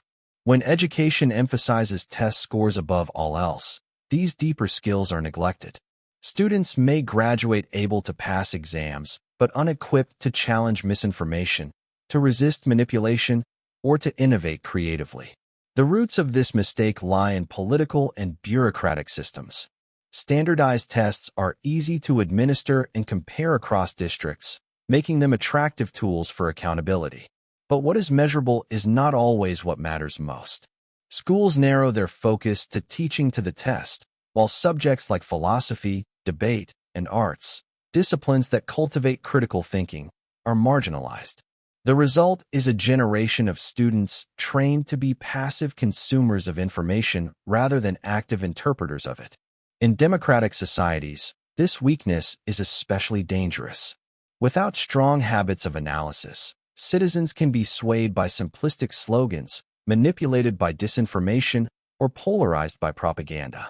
Reviving critical thinking requires more than adding a few lessons on logic.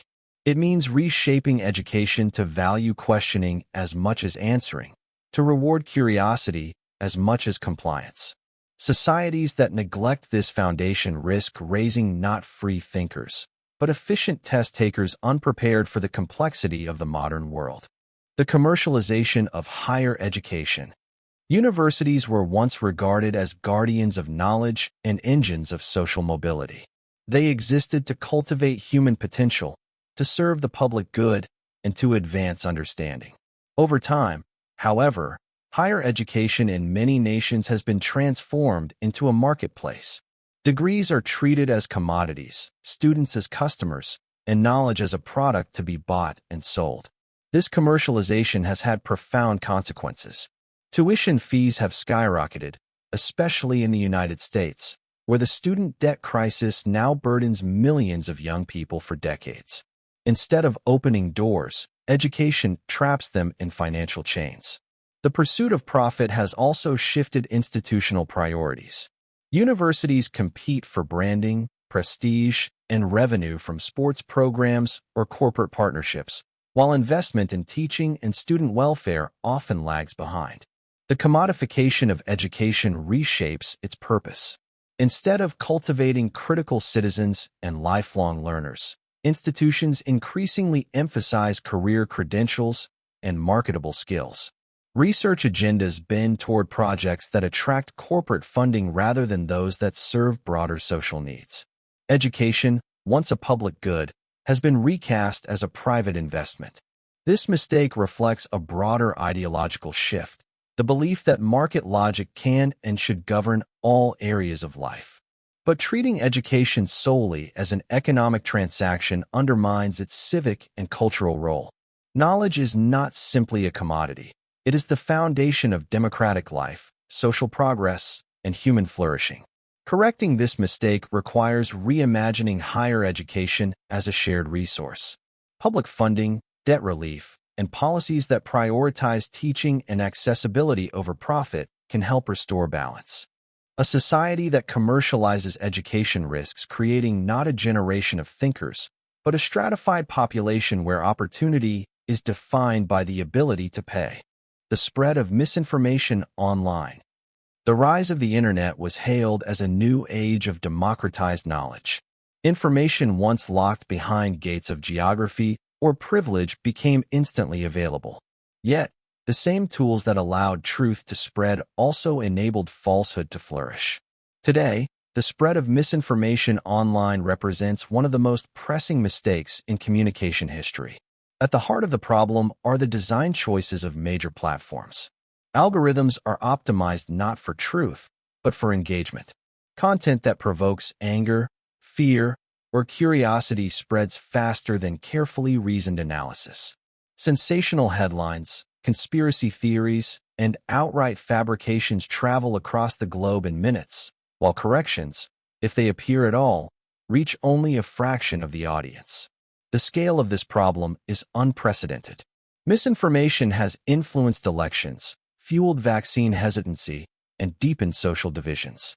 Coordinated campaigns by state and non-state actors exploit these vulnerabilities, spreading inauthentic content that masquerades as grassroots opinion. The very systems built to connect humanity have been weaponized against informed citizenship. The mistake lies not only in technology, but in governance. Companies were slow to acknowledge the risks, reluctant to moderate content for fear of undermining profits.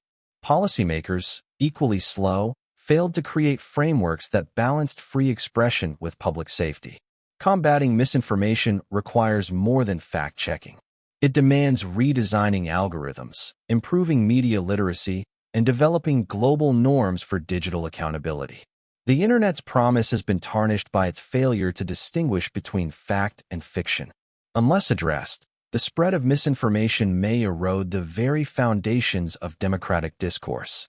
Political polarization through media. In earlier eras, media outlets often acted as shared reference points. Citizens, though divided by ideology, consumed many of the same sources of information. In the late 20th and early 21st centuries, that shared ground has fractured. Political polarization has been deepened by media systems that segment audiences into separate information ecosystems. Cable news channels, talk radio, and later digital platforms discovered that outrage is profitable. Audiences gravitate toward content that confirms their beliefs and vilifies opponents. Algorithms amplify this tendency, feeding users more of what they already agree with, while filtering out alternative perspectives. The result is an echo chamber effect. Communities of citizens living in different realities, each convinced of their own unassailable truth. This polarization is not accidental. It is the product of profit motives. Media companies discovered that ideological loyalty creates reliable viewership and advertising revenue. Outrage drives clicks, donations, and subscriptions. The democratic function of media, to inform citizens and provide common ground, has been sacrificed for financial gain. The consequences are profound. Political compromise becomes nearly impossible when citizens cannot even agree on basic facts. Discourse turns adversarial, institutions lose trust, and civic bonds fray. Extremist movements flourish in the vacuum of shared truth. This mistake illustrates the dangers of letting market incentives dictate democratic infrastructure. Media fragmentation has created a public less capable of engaging in reasoned debate. Correcting it will require new models of journalism, ones that prioritize accuracy and public service over division and profit. The loss of local news. While national media dominates attention, local journalism has withered. Across many regions, newspapers have closed, reporters have been laid off, and communities have been left with little or no coverage of their own civic affairs.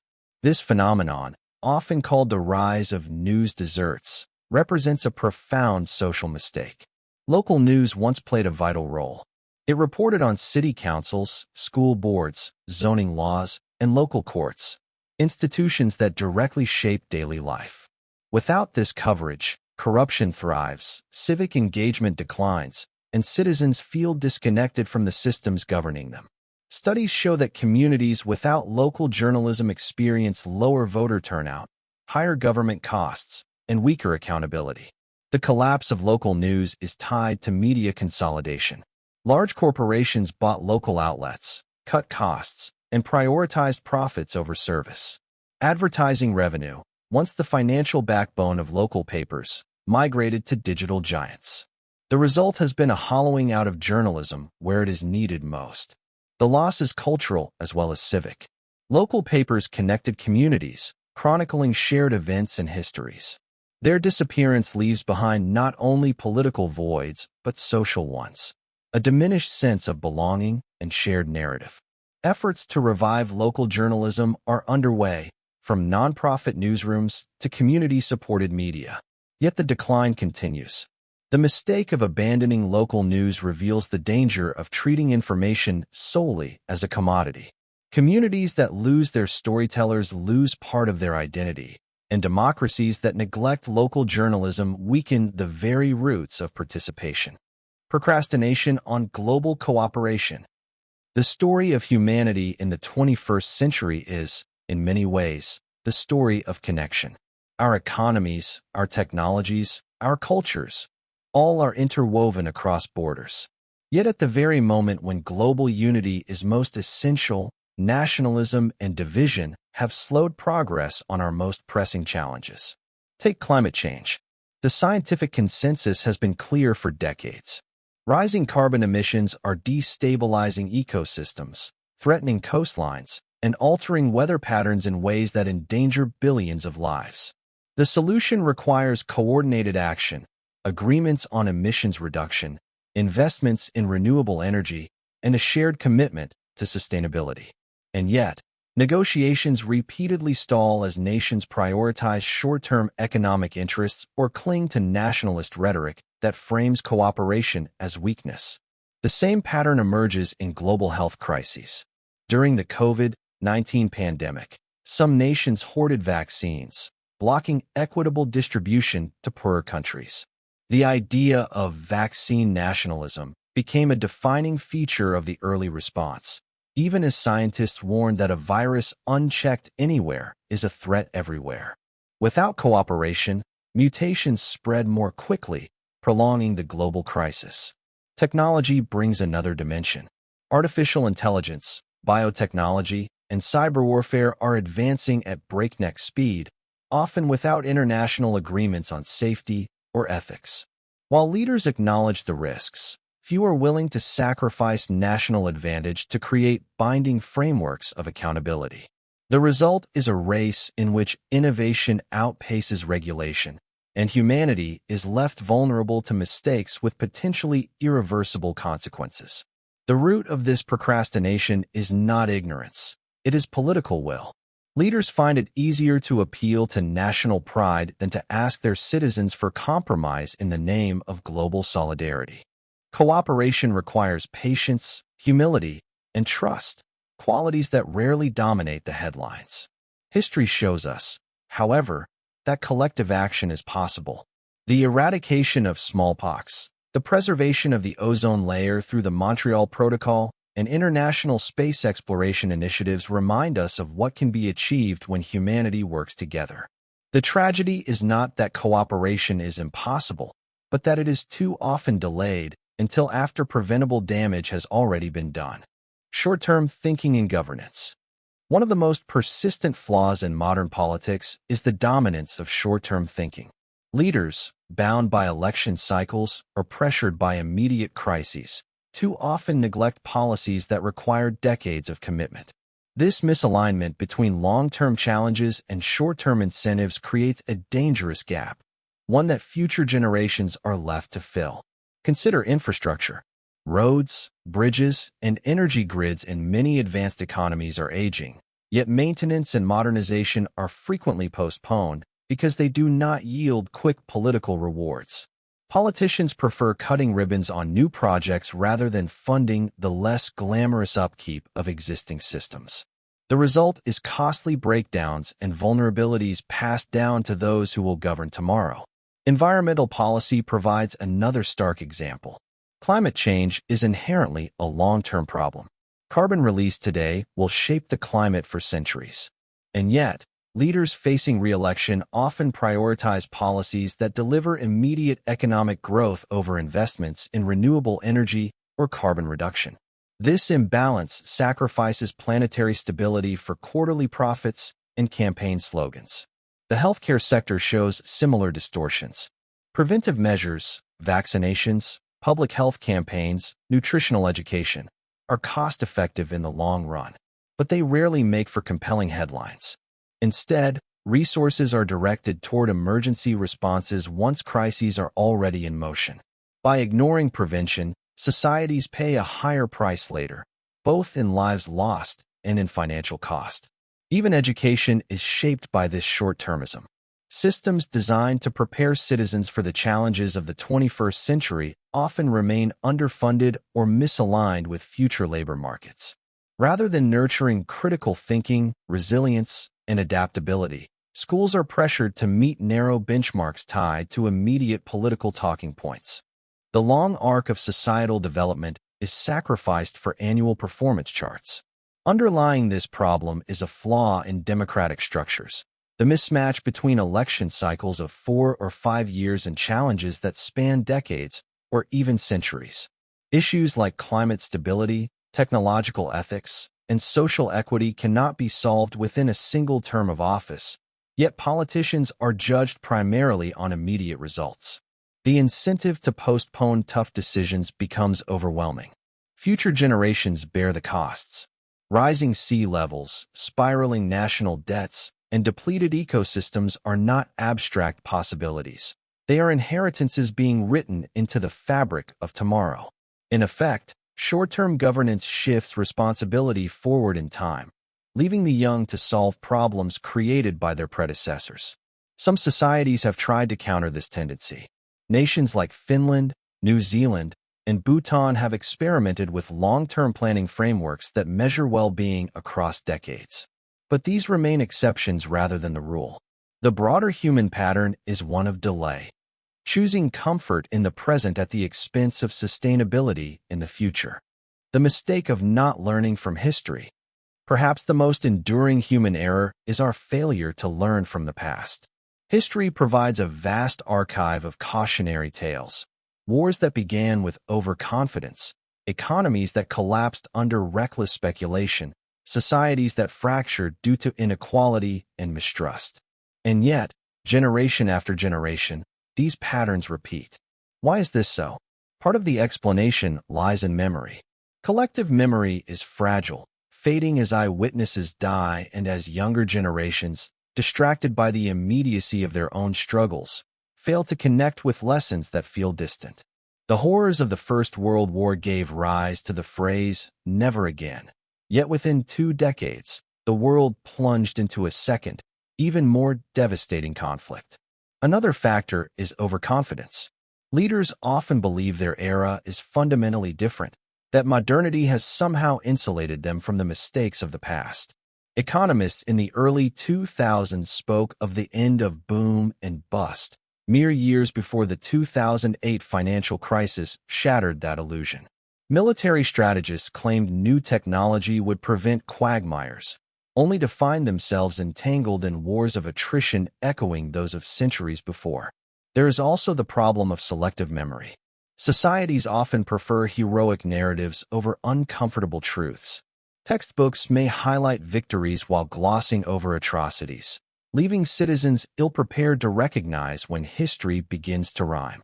The failure to teach the darker chapters of history creates blind spots that opportunistic leaders can exploit, leading populations down paths eerily similar to those their ancestors once trod. The consequences of this historical amnesia are profound. When we fail to remember, we fail to anticipate. The cycles of boom and bust, of war and peace, of reform and regression, all become traps in which humanity is caught again and again. And yet, history also offers hope. It is filled not only with warnings, but with examples of resilience, adaptation, and progress. Civil rights movements, public health triumphs, and technological breakthroughs show that societies can learn if they choose to. The tragedy is not that lessons are unavailable, but that they are too often ignored until the costs become undeniable. Perhaps the greatest ongoing mistake, then, is not learning how to learn. To treat history as mere nostalgia or national mythology is to strip it of its power. To engage with history critically, with humility and with honesty, is to equip ourselves with tools for survival. In the end, the refusal to learn from history is more than an academic failing. It is a gamble with the future. Every mistake unlearned is a mistake waiting to be repeated. And until humanity embraces memory as a guide rather than an ornament, the cycle of errors will continue, unbroken, written not only in books but in lives. The false promise of technological solutions to human problems. And so we arrive at our final mistake, one that encompasses all the others we've explored tonight. Humanity's enduring belief that technology alone can solve our deepest problems. This pattern stretches back through every era we've visited. When Gutenberg invented the printing press, scholars believed it would eliminate ignorance and bring about an age of universal wisdom. Instead, it also enabled the rapid spread of propaganda and misinformation. The telegraph was supposed to unite nations in peaceful understanding, yet it coordinated wars with unprecedented efficiency. In the 20th century, television promised to create a global village of shared knowledge and culture. Nuclear power would provide limitless clean energy. The internet would democratize information and empower every individual. Social media would connect humanity in meaningful dialogue. Each time, the initial optimism was genuine and understandable. These technologies did deliver remarkable benefits, but they also created new problems their inventors never anticipated. The printing press enabled both scientific revolution and religious warfare. Television brought education into homes, but also passive consumption and cultural manipulation. The internet democratized knowledge while creating echo chambers and surveillance capitalism. The mistake isn't in developing these technologies. Human ingenuity and tool-making define our species. The error lies in assuming that better tools automatically create better people or better societies. Technology amplifies human nature. It doesn't transform it. A communication device in the hands of a wise person spreads wisdom, but in the hands of a demagogue, it spreads demagoguery. Throughout history, lasting solutions to human problems have required changes in behavior, institutions, and values, not just new inventions. The most successful societies have been those that thoughtfully integrated new technologies while addressing their social and ethical implications. As you drift toward sleep, consider this gentle paradox. Our greatest tool for avoiding future mistakes may be the oldest technology of all, the simple act of learning from the past, remembering our patterns, and approaching each new promise of technological salvation with both hope and wisdom.